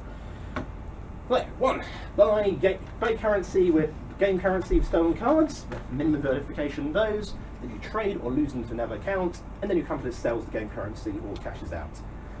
So we're talking World of Warcraft, gambling, Club Penguin, I don't know, anything which has a virtual currency is basically used for money laundering. And I don't really blame the games for this, but they are a huge conduit of fraud. Here it is reshipping laundering. You purchase expensive goods with your stolen cards. You can then either ship them to your drop house, or you can then list them on eBay, sell them for clean cash, or you can actually drop ship them and buy stolen goods off eBay and reship them directly to people who you listed, and often buy reshipping services to the end customers. Ultimately, you're buying goods, you're laundering it, and you're basically, I've got my small sort of eBay business, so I get it from the charity shops and I sell it for a profit. And this is how it's done. It really hasn't changed much at all, again. Finally, offline. Now, this is not so much an issue in the UK anymore, thank God, because we have chip and pin and contactless. It's relatively good technologies. In the US, like some third world country, when it comes to payment card processing, they still have signatures and mag stripes. So people steal the mag stripes from the point of sale machines. They print them out, and then of course they have people just go into stores, buy luxury goods, luxury goods on eBay, profit, all clean profit again. This is the problem. This is what cybercrime is, and it comes back down to one thing: the payment systems, which are bad. Oh, finally, gift and loyalty card fraud. Yes, sometimes you can physically steal things from a store and return them for store credit, and then sell those cards online. Or you can just purchase goods with stolen details and return them for store credits, and then do that online too. It's yes, another way of doing it. Fortunately, it's quite. I think it happens in the US more. I think they have better customer service in the US, and they return no questions asked. Up here it's like, do you have receipts? Oh, I don't know. So there you go. Oh yes, here's pizza-based money laundering. So this guy actually lives just down the road from me in Kingston. So basically, I can buy a pizza for £1, and I'll get a pizza to my door. That's a good deal, isn't it? And how is he getting that? He's buying a stolen card, of course, and shipping it to me. So yeah, you can go onto darknet markets and buy stolen pizza. And be part of the money laundering enterprise too. Don't do this, and don't say I said to do this. I'm really not saying to do this, but it's so easy for these people. You know, these are not sophisticated people. These are guys who can knock up a quick advert like this on a darknet market and start making money. Okay, so let's talk about the validation they do have and why it's broken, of course. So when you try and make a payment process for a payment processor or bank, they will check your IP address, country, browser cookies, purchase history, quantity, currency, name match, address match. I'll cut off there, I'm afraid to say. Name match, address match, and yes. And of course, after all of your technical research, they'll say, sorry, your payment has been declined for unexpected whatever. It's like, oh my God, you know, I don't go into a corner shop, give them my quid and say, oh, I don't know, payment declined, you know, because you had the cookies from the laundrette next door, therefore I won't take your business. But yet we have this bullshit online, and it doesn't even make you more safe, because all the crooks know this. They know how to fake the country via an IP address. They know how to do it in the right quantities. They know how to do it in the right countries and how to spoof all the cookies. There's a dedicated browser out there called Fraudbox, designed to spoof all these things for you. And the banks keep adding on more and more validation, and the crooks just spoof it all.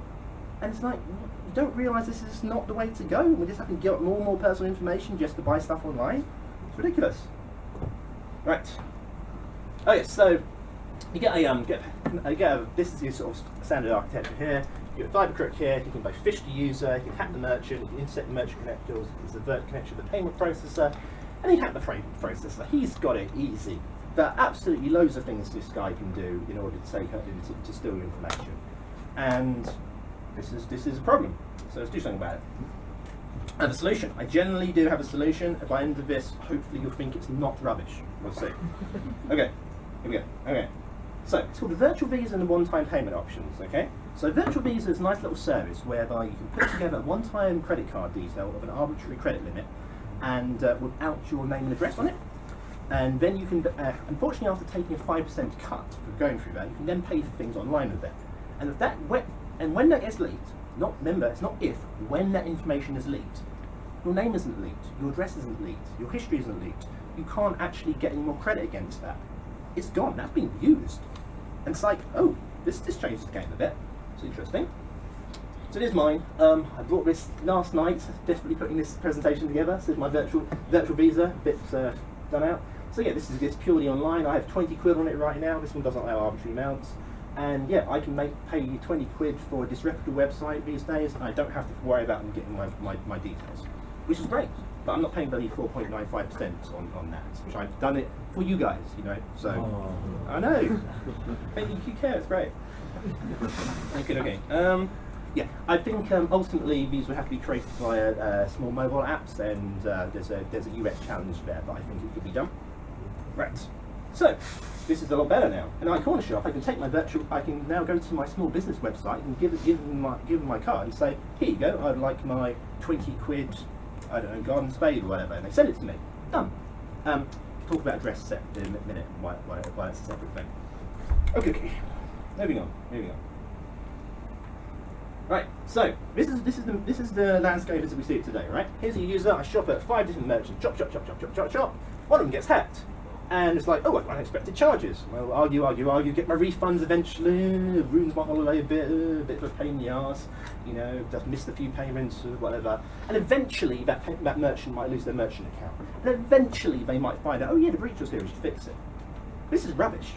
This system encourages cybercrime. This system is not robust for the user, it's not robust for the merchant. It's people benefiting off this are the crooks. Right? So what if we instead put in my one-time system? What would it look like then? Do it like this. So you're taking a one-time token for your payment system here, right? So you make a payment, you get unexpected charges, but you know exactly where, because that token was only used at that website. It's like, okay, that website I had a problem with. Bank, hey, I've got a problem with this website, give me my money back. It's like, banks, right, damn, you're back on your holidays, brilliant. Banks, meanwhile, like, you got hacked. Fix it, fix it, fix it, fix it, fix it. I think it was called PCI or something like that. Anyhow, and the merchants would be like, oh shit, the other day we had charges and our website had been breached and I fixed it. And I can go onto Twitter, I can say, your site has been hacked, shame, shame. And I can take them to small claims court and I can get a little bit of money back. And I can inform the consumer watchdog, say, this website got hacked and didn't fix it for such and such amount of time. That'll get the merchants fixing it pretty quick, I tell you that. That'll get the banks on their case. That'll get you refunding it quickly. And okay, maybe it was my local machine was infected, to be fair, right? Get everywhere I've got, so I had my little app compromised, fine. But at least I'll know that straight away as well. I can trace it and it's accountable. Okay, so what site's worth attacking now, right? Do you want to attack the site with the who takes scores of payments and with a slow response, or do you want to attack the sites which will instantly spot you, instantly close the breach, and instantly cause the user to complete out the computer? Obviously, you want to attack the slower sites as a cyber crook. So, as websites were transitioning to this model, cyber crooks, their bug ranking is gone. You hack into their website, they don't have 10,000 cards to steal and launder. But there's tokens. The tokens are all being used now. There's no value in it. Why bother breaking in the first place? Benefits. Okay. Increased trust in small businesses of payments. Like many people here, I buy loads of shit off Amazon. I buy loads of shit off Amazon because I don't trust our websites. Also they're cheap, but that's everything, right? But if I could buy off my local DIY store, because I want to support my local business, maybe I go in there from time to time, I'll pay through them, I think their website's a bit dodgy and a bit shit, but fuck it, I'll buy it, right? I can do that now in this system, because if they do get leaked, I know it was them. And I don't have to think, well, at least Amazon can afford the best people. It's like, these guys can't afford the best people, but I won't, I can put some trust in them now, at least until it gets leaked. So this is good for small business. That's a better merchant accountability for banks. Banks know exactly who's been stolen when. Better user accountability. So if you find all your payments are being stolen, probably you're going to be your local machine or payment process apps being done. So you know to fix that straight away, clean up that shit. And the cyber criminals, they have nothing worth stealing anymore. It's like these bloody tokens, they've been used, and it's like they're useless. They don't got their own process. It's like, why even bother anymore? So I can now go into my corner shop and say, hey, here's my token, and he doesn't have to ask me what your cookies were, what your payment limits were, what country you're from, and say, here's your token, here's your product. Down. And we're back to a simple, more private way of doing business. Use in other sectors. Now this is actually how I plan to save the world, so, high expectations, to see how it goes. This model can actually work in a number of other sectors. I'm not going to go into in depth right now, but I'm going to quickly cover them, and I think they should be everywhere. Where I put them. Right. Delivery and postal companies can offer a little app, so you can say, generate me a shipping address, and you put it into a website, and it ships to you. And the postal company know what it is, and they can just ship it back to you. Maybe they can check their shipping date on it somehow. And now, when the website's leaked, they haven't linked your name and address. They've just linked the postal company's one-time lookup, which you can revert. So I can give out my address to my dodgy small business who I think will get hacked on time without worrying about that. Email providers can offer one-time email addresses, so I can register on this my legitimate adult website, let's say, and not worry about being spammed forever. And if I do, I just revoke the token on there. Bam! And you have more trust. Telcos can have one-time phone numbers, so I can here's my card with my number on it, and if someone starts abusing my card, I just revoke that. And as someone working in IT, I have to get a throwaway phone number every time I go in the market now, because there's too many recruiters who never leave me alone. So there you go. If you've ever been in that situation, one-time phone numbers are a must. This fundamentally changes the game of security. Okay. Moving forward, I want this to happen. I really, really do. I think in the context of the history of cybercrime and my proposed solution, this will do it. Now, I can't tell you right now whether the answer is we need regulatory incentives, deregulatory incentives, banks to be having working groups, technology standards. I'm not there yet. I'm simply analyse the problem and say, this seems to be the solution. How do we get there? So I'm willing to take any feedback on the idea about doing that, because this is the future of cybercrime. And you know what? If you never give out this information, perhaps you'll never give out your information at all. Maybe you'll never give personal information. Maybe you don't want to give it to the government. Maybe the government doesn't need to track you after all. Maybe there are all sorts of use cases before, well, I need to know who you are for that. when you think about it, maybe they don't. Maybe we can do business and we can communicate, and we can ship things and live a modern, connected world without giving up our personal information. And I think that's really the message I'm trying to come out with. Like, this is why I think it's a game changer. The end.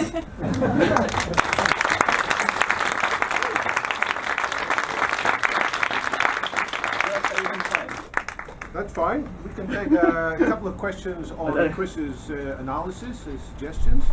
At the back, Alan? How does somebody get the one-time card? Surely the thing that generates the one-time token is worth stealing. Yes, so if you manage to hack your phone and compromise the mobile app, absolutely you've stolen that. But that's a relatively small place to attack, and the minute it starts being abused, you know where it's being abused. So, yes, we are moving the problem some ways, but it's a good move in my view. And, yes? Isn't PayPal effectively doing the same thing?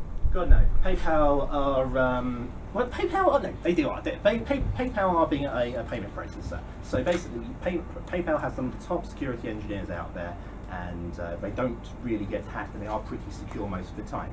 They avoid you giving out your credit card numbers to all these. Yes, they do that. Third parties. Yes, so payment processors play a common area in this. But working in e-commerce myself, you actually have websites when they interact with the payment processor. What people do, they compromise the website at the point it interacts with the payment processor and slide them off with the details. So you think, I don't store details, I have a payment processor. But people actually, they pass through your system and people compromise at that point there. So payment processors haven't actually solved this problem. And one more question. Andres? Isn't the problem in the liability rather than technical implementation? As with like password generators for banks, sometimes there's malware which goes around the password generators. Therefore, hackers could probably steal the generators. Oh, absolutely. Password managers and things like that are going to be the next targets. Now, fortunately, if you make something simple enough, say all it does is generates and stores passwords, all it does is generate cards or information. Actually, you don't even have to put them up. You can put in a small credit card device issued by the bank, for example. And that could be a single, very small, very modular, very single-purpose device, which is not a computer. It's only a limited thing. Can possibly be, maybe can be secured, or at least can be made very hard to break. Let's bring the other panelists, the other speakers, back to the front as well, if I may. So, David and Craig. Do you have anything to say, either of you, as to anything you've heard in the session so far? Is there anything now that you wish to add into the discussion? I'd like to pick up on what Chris said about better developers, or rather licensing of developers isn't going to happen. I don't think so, no. I mean, I work in an agile environment, which is basically means get the shit out there and make it work very quickly. I know what agile is. I wrote a blog post about it a couple of days ago. And these days, there's so much commercial pressure to get to ship software, to get the makers killer out, to beat your competition, that these business imperatives seem to always outweigh the security imperatives. And without restructuring our economy somehow, majorly, I don't see that changing. Therefore, I'm going to assume computers are still being secure, and I'm assuming keep getting hacked. I think we probably agree, because I agree it's not going to happen without some external influence making it happen. But it has happened in other industries, hasn't yes. it? I mean, the automotive industry wasn't very good at safety regulations for a long time, and you needed campaigners to come in and force cars to put much more robust framework, so they wouldn't crumple upon impact and they wouldn't catch fire very readily. But then they put computers in cars, and suddenly researchers are being prosecuted for wanting to analyse them because computers are difficult. So yes, my counterpoint. Yeah, well, just a previous point. I think the lean startup, and Eric Rees probably has a lot of responsibility on some of these things where they're pushing stuff out that they know is broken. But I think, to be fair to the developers, they may not know that particular library is completely broken, and I think tying up at least information that we know is out there usable, like some of the vulnerability databases, for example. So there's a company called Codenomicon who will tie up that database against your app and do a scan of it, and basic tools like that are usable for people who are not security people will start to raise the bar a little bit, I think. But I don't think, we're not going to be able to reverse the situation that there's a market imperative to get something out there. That's what. There's also a market imperative to steal the information. Yeah, exactly. So you're up against an attacker with a vested interest. Yeah. Let's You have open a bug bounty. Let's open it up to the audience. So, question over here, Hamid. Okay. Right. Thank you for the talk. I wanted to bring your attention towards, public hotspot, Wi-Fi hotspots, right? Okay. Now that in itself is a really major risk of cybersecurity threats, aren't there? Especially, I'm sure you must have read that. There was I think it was yesterday or the day before, there was an article on it that certain hackers had actually used or utilized hotspots in London, I think, and basically compromised some bank details. Yeah. Wi-Fi is entirely broken. Exactly. Wi-Fi is entirely broken? Pretty much. Have you stopped using Wi-Fi? Use a VPN. I use HTTPS everywhere on my browser, and I check my browsers for SSL all the time, apart from when I'm tired and need to order pizza, at which point I'm vulnerable. So what I would say to that is you make a fair point, and communication security is a concern. You could, as Chris says, you can defend yourself against that. But what I find quite frequently is people think communication security is the full story, and I think increasingly it isn't, and it's not even the bigger part of the story. So endpoint security and application security, which is something that cryptography really doesn't help you with at all, is I think where the interest is moving from the defenders and the attackers. I would argue what I'm talking about here is actual pure information security. Yeah. I think taking some insecure information and wrapping it with secure software is fundamentally a broken paradigm. We need to increase the entropy of the data itself, so that it's not worth stealing. That's my view. If these systems really are fundamentally broken, isn't it only a matter of time before more and more clever criminals apply more and more scale and destroy more of our economic system, hacking into everything? Well, sort of the banks have enough money, they can afford it. It's all acceptable losses for them. I don't know. I mean, I think there's plenty of opportunity now. I mean, if you look at Yale locks, for example, they're fundamentally broken, and I teach people to lockpick Yale locks. But actually, a large number of houses in the UK still have Yale locks, and I think the difference is obviously that anybody from around the world can come and knock on your door, whereas a burglar is likely to attack people within the 1 mile radius. But it's not the case that everybody gets their house broken into every day, and that's probably a good part of society. It's not all bad. People are fundamentally untrustworthy, but people are not fundamentally criminal. Well, it's a good point. I mean, so there is I'm not sure I necessarily agree with it, but there's a body of thought that wants to identify everyone that's using the internet on the basis that if they know they're identifiable, then they'll behave better, which is relating to your point. So you don't rob your neighbour because they'll recognise you. Well, sorry, I didn't mean to say you. One doesn't rob one's neighbour. But it's much easier to do that on the internet, and there's social disinhibition when you're physically remote from the target of your nefarious doings. So I don't like that as a solution, because I think personal privacy is important. So there must be some kind of compromise between the need to identify the bad guys but allow the good guys to do what they need to do without compromising their privacy. Rohit, you had a question? What's your view on the role of artificial intelligence here? So we're hearing that there's a kind of growing number of people going into AI on the security protection side, but there's kind of myth on the street that you get double the money as an AI programmer if you go and work for the fraudsters, because they're looking to create smarter and smarter ways of cracking into these things using AI and machine learning. That's a myth.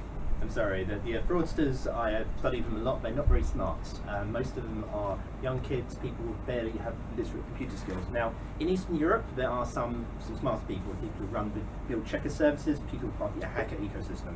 These are some very smart people, and often they'd do it as a second job. But I don't believe there is a sort of underground, well-paid part of criminal society there.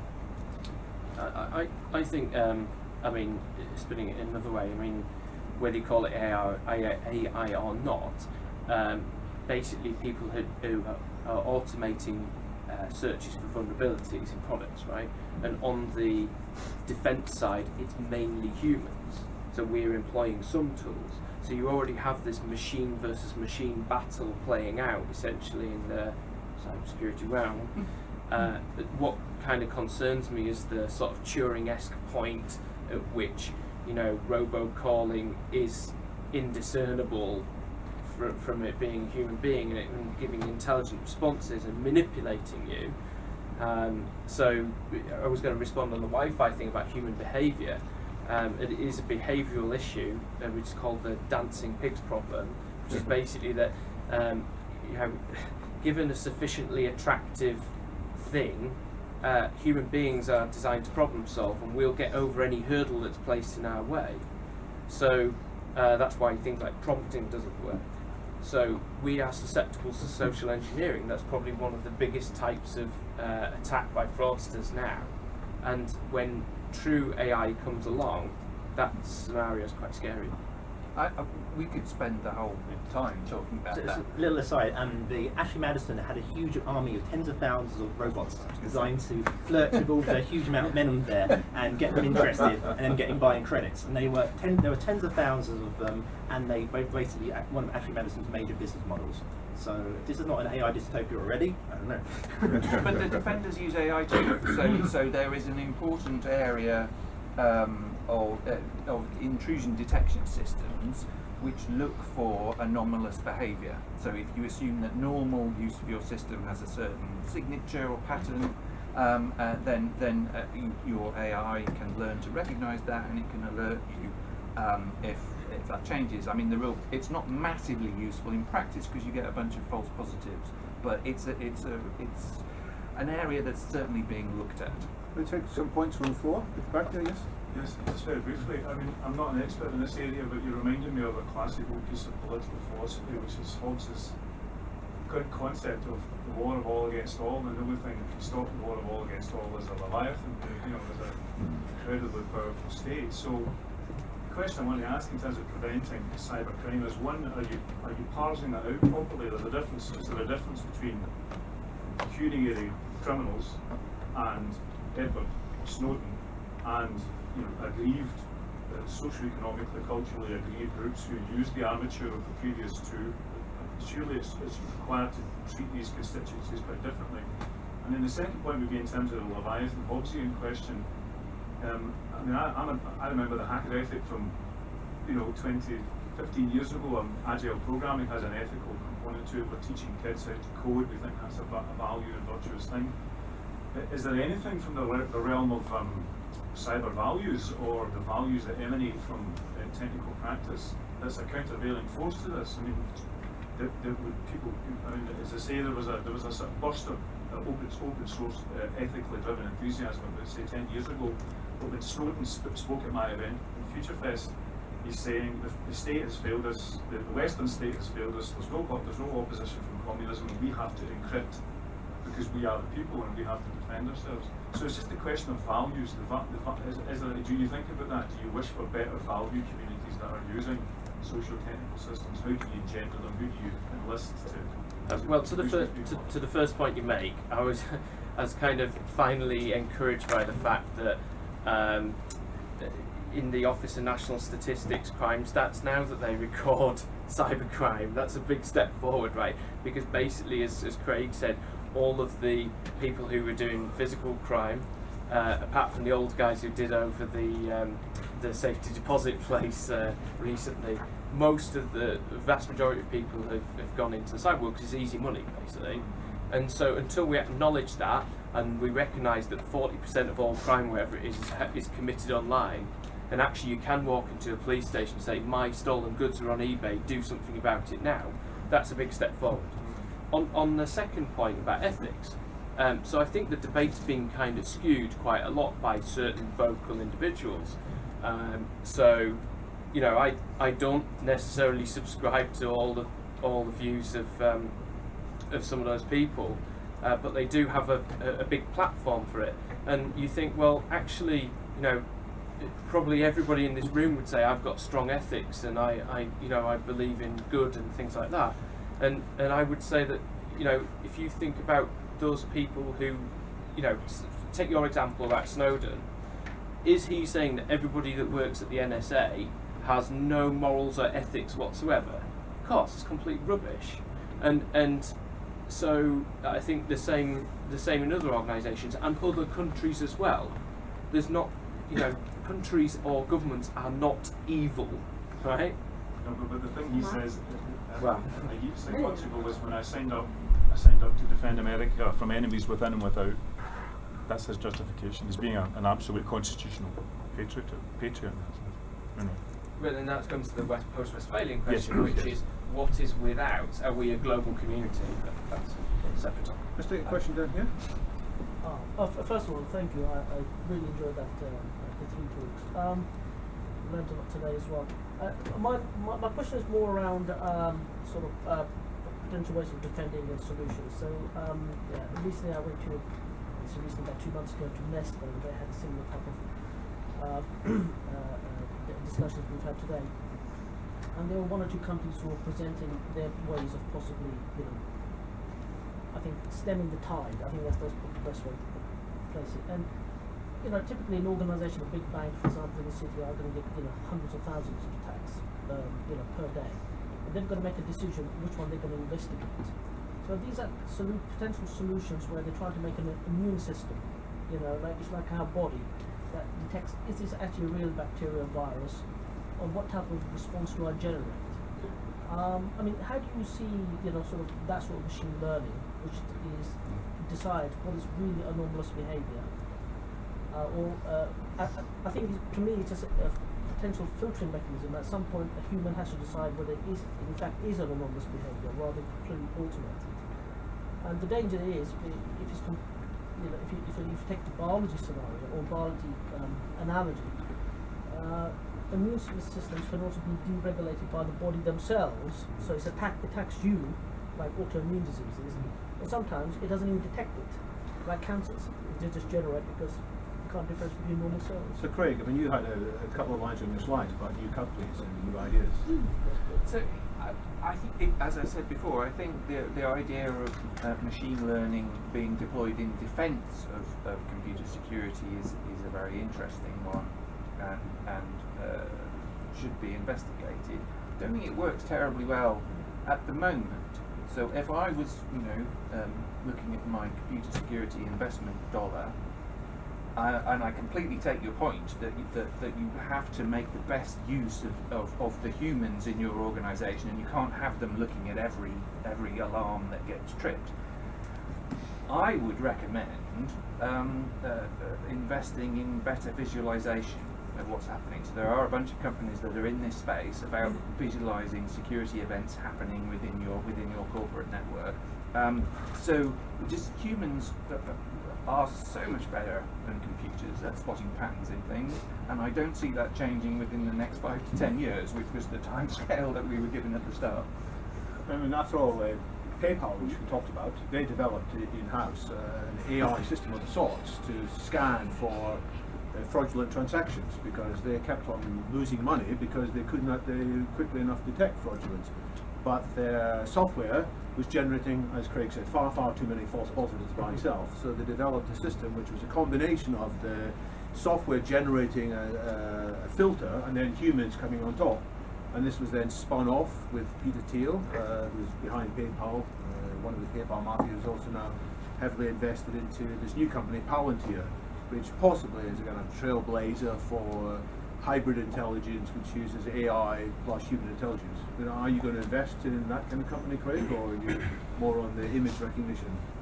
I'm a bit of a traditionalist. Yes, I mean it slightly surprised me when you invited me to this event, in that I'm more interested in the history of it than the projection into the future. But I mean, it's, as I said, it's an interesting opportunity to look at things in a different light. If we don't have the perspective of history, we're going to be very poor futurists, in my view.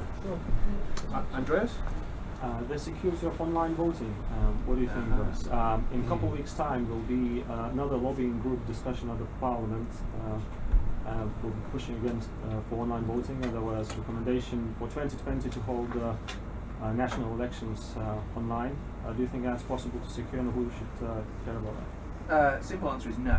So as Chris said earlier, no computer system is ever going to be secure, full stop. The interesting question is, will we get less voter fraud with a computer system than we currently get with the manual system? Because there is a fair bit of voting fraud even in the UK at the moment. I would say no, there's not enough confidence. The bigger issue is increasing voter turnout. So actually, if you moved voting to a weekend, that'd probably be a better strategy. But no, definitely not on that vote. We're almost out of time. I do want to give people in the audience a chance to speak. So maybe we'll gather up a number of points from the floor, and then we'll give the speakers each a chance to comment on as many or as few points as they wish. So, yes? Yeah. Bitcoin and other cryptocurrencies seem to be making some forms of cybercrime much easier. I had to deal in the past with certain forms of ransomware. Is there anything that can be done without compromising privacy? All right, so hold on to that. Stephen? Sorry, it's just a piece of humour, really. Surely one of the most secure things you could do is go and live in Suffolk, where all these wonderful online systems that we're talking about don't exist because there isn't rural broadband. Right, so if we want to be secure, then we go back to the Middle Ages. Eva? A question for Craig. You mentioned you attended the Scrambling for Safety on Thursday. What would be your response to concerns from people like Links about the intention of the government to hack into infrastructure and seeking permission for that? I think that might be an offline discussion for us to have. All right. Well, you were quite relaxed about it. I went to the same meeting and I wasn't anything but relaxed, so I would be quite interested that the audience doesn't get the impression that it's all easy peasy and it's going to be fine and this legislation is just going to walk through all over everybody. Let's keep gathering some points over there, yes? It's very clear from all the sessions that there's no silver bullet. AI is not going to solve this on its own anyway. Do you think we have all the components of a heterogeneous system for reducing cybercrime? Stack that up as well. Rupesh? Yeah, just so the title was The Future of Cybersecurity and Cybercrime, and I just think that security and crime are issues that have been there for hundreds and hundreds of years since civilization began, and all we're doing is using a new medium to deal with it. And so perhaps the old sort of structures could be applied to this new technology. So you have various levels of crime. Some are acceptable, you get a fine. Some you have 20 years in prison. And the other side of it was also like to look at it from the criminal's point of view, the cost benefit of it. So the cost benefit of physical crime now is higher than cybercrime. So maybe if we could sort of emulate that model in the cyber world as opposed to the real world, that might might play a part also. Andrea? Related to this, there's a technique of for crime prevention. Are people using entrapment or sort of fake or sort of deliberately weak spots to entrap criminals? I think there's a bit of that. Steve? With advancing technology, capacity is increasing, but is the relative payload of that capacity declining to cope with the increase in security threat? Okay. And maybe we'll start with Gaynor. I've just wondered, you haven't mentioned anything about cloud sharing services, and I was just wondering if you guys had anything to say about that. That silence might be. And sort of the safety of servers across the globe. If there's anything you have to say about that. And also, I grew up in a very violent country with a high level of physical crime. And one thing we've noticed is you can take as many preventative actions. There are all sorts of gadgets you can use for making your car safer, or you can install burglar alarms at home and have burglar bars, safety installations, everything like that. But ultimately, if somebody wants to get in, they'll get in.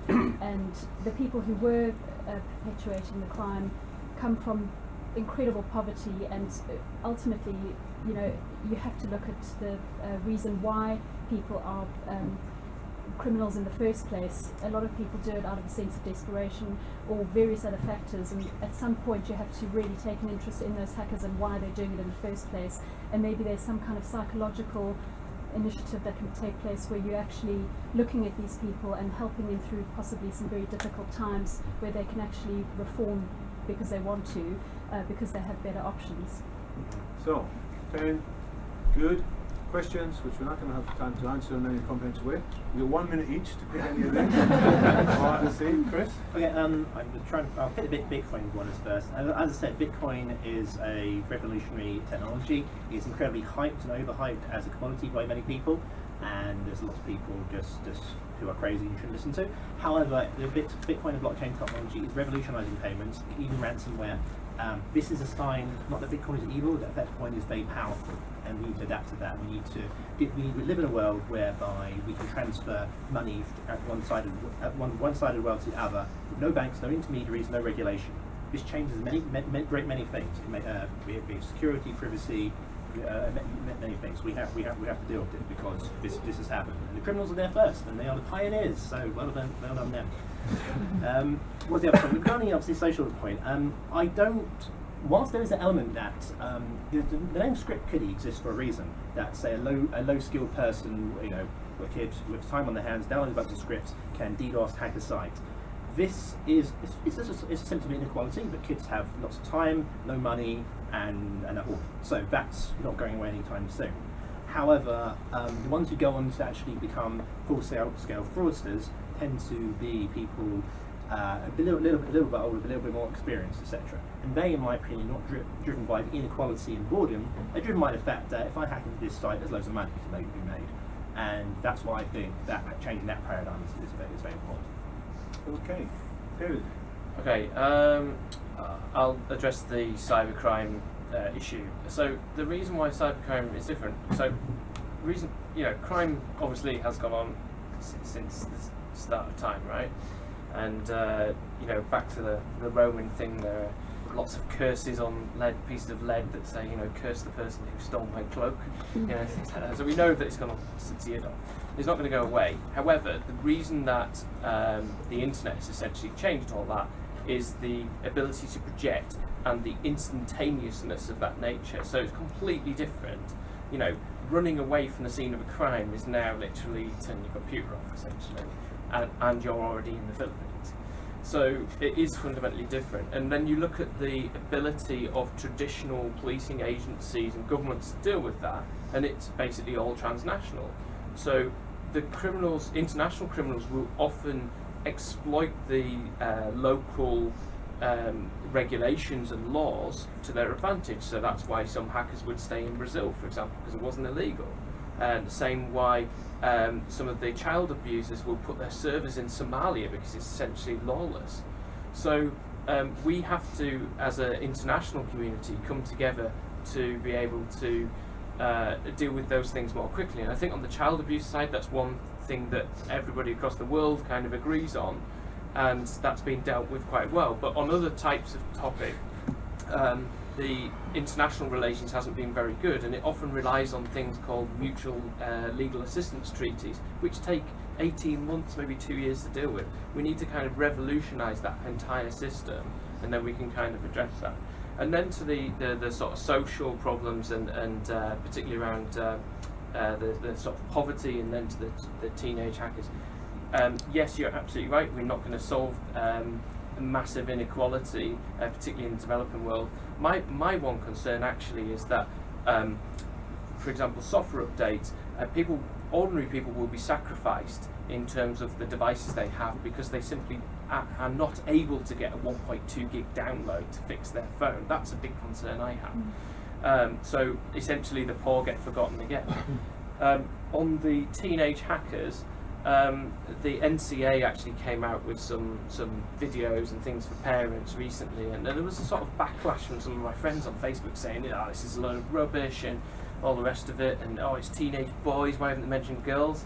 And I was like, well, name me one malicious female hacker that you know about, and the fact is there aren't any. So we have to face up to facts. Okay, but minimalist compared to the huge number of teenage boys who are involved in it. So we have to face up to the facts of what's happening out there. We can't be in denial. Now, obviously, I know some fantastic female hackers, but what I'm saying is the vast majority of the malicious ones are teenage boys. So within that certain age bracket, and you can see it's an emotive topic, and we have to address that full on, because if we don't, and I help at a coding club, and there are some kids there who I think possibly without that kind of mentoring would actually possibly go down a different road. But the challenge is that we don't have the teachers who understand the technology. The kids understand a lot more, so the parents don't know what's going on, and when we do have to challenge that. Maybe we could set them targets that are real big problems that the world is facing that are useful. Like you solve this problem and you add value to the world in some way, and there could be something along the lines of building that infrastructure. Well, certainly getting people onto the defensive side of security rather than the offensive. Or even just coming up with, so there's an I think it's called Designers for America, and what they do is they go and it's part of Berkeley University, and they take the students who are young people, and they go and they try and solve real world problems, and they interview. For example, somebody came up with a teddy bear for diabetic young kids, and the kids are too young to really appreciate the effect of having diabetes. And so what they do is the bear, the child treats the bear, so it gives the bear insulin injections and takes a blood reading and insulin reading and all that kind of stuff. So the kid who is feeling quite disempowered with this diabetes diagnosis is now working on the teddy bear and feeling more empowered.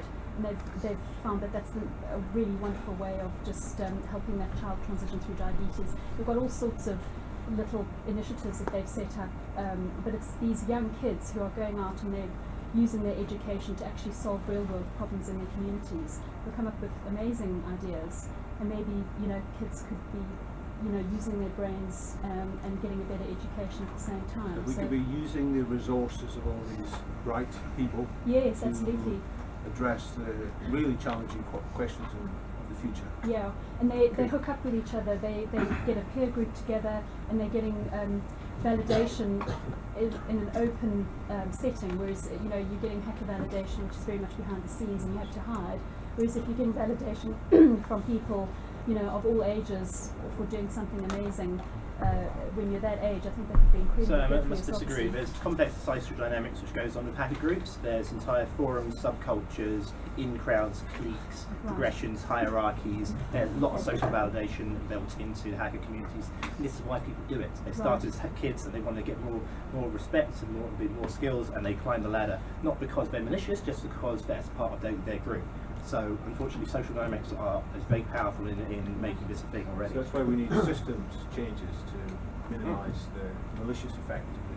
And Craig, final comments from you. Yeah, well, I'll make a general point and then I'll bring it back to the question about investigatory powers. So a lot of people have brought up the indisputable fact that crime has existed for as long as humanity. I think we're in an unusual period of history right now where we're even discussing cybercrime.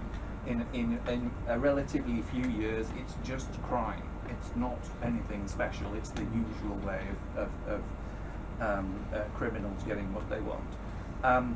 And so there is a huge challenge in transporting the ethics of face-to-face interactions, which we've understood for millennia, into this new digital space, and it raises some really difficult questions. So to bring it back to the investigatory powers thing, we do live in a society that is under the rule of law, and we accept a certain amount of interference in our lives on the part of the government and the legislature and law enforcement agencies as a trade-off for our general security in the physical space. I mean, I walk down the street without a lot of fear of being murdered most of the time, and that's thanks to the rule of law. I think that the same trade-off, I know people get quite exercised about this and say security and privacy isn't a trade-off, and that's probably true for a strict definition of security and privacy, but nevertheless there's still some kind of trade-off.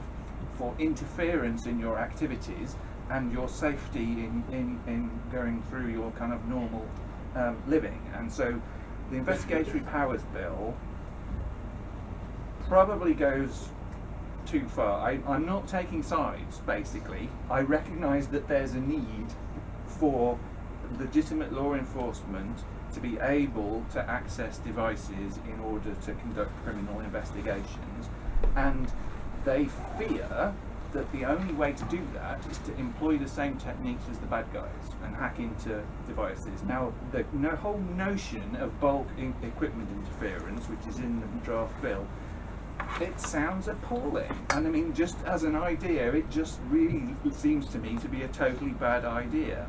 But I'm still open to the argument that it's a power that's needed at this point in history until we get a better technical infrastructure which allows to keep the bad guys out and keep the good guys in. So I'm not on one side or the other. And so you say I seem relaxed about it. I don't know if relaxed is the right word, but just give a good impression of being relaxed, Jenny. So this discussion could go on in the pub. I hope it will. Some of us will be regrouping in 10-15 minutes in a nearby pub, the Marlborough Arms. Before I ask you to thank the speakers, I will very briefly mention that there are, of course, more London Futurists meetings lined up, which you can find on the meetup. The next one that's in the diary at the present moment is on the 6th of February. When we're looking at some of the same themes from a different point of view, the theme is network society, the ongoing and the projected phase change in how society works. So in part we touched on this with the limitations of the Westphalian system, in which we're still based on nation states, but that's only one angle in which the new technology is threatening and promising, depends on your point of view, to transform how society works more generally. And the speaker on that occasion, Saturday the 6th of February, in a room to be decided inside this building, is David Orban, who is connected with the Singularity University that some of you may know of, and he's also a serial entrepreneur. He's set up several companies in the internet space and to deal with cooperation and collaboration. So I hope to see some of you there. There are other meetings on the meetup page as well, and there'll be more added over the course of the next few weeks. I encourage you to drop in. Having said all that, let's thank these three speakers for walking us through a difficult landscape and showing us at least some of what we can look forward to in 5 to 10 years ahead. Thanks very much.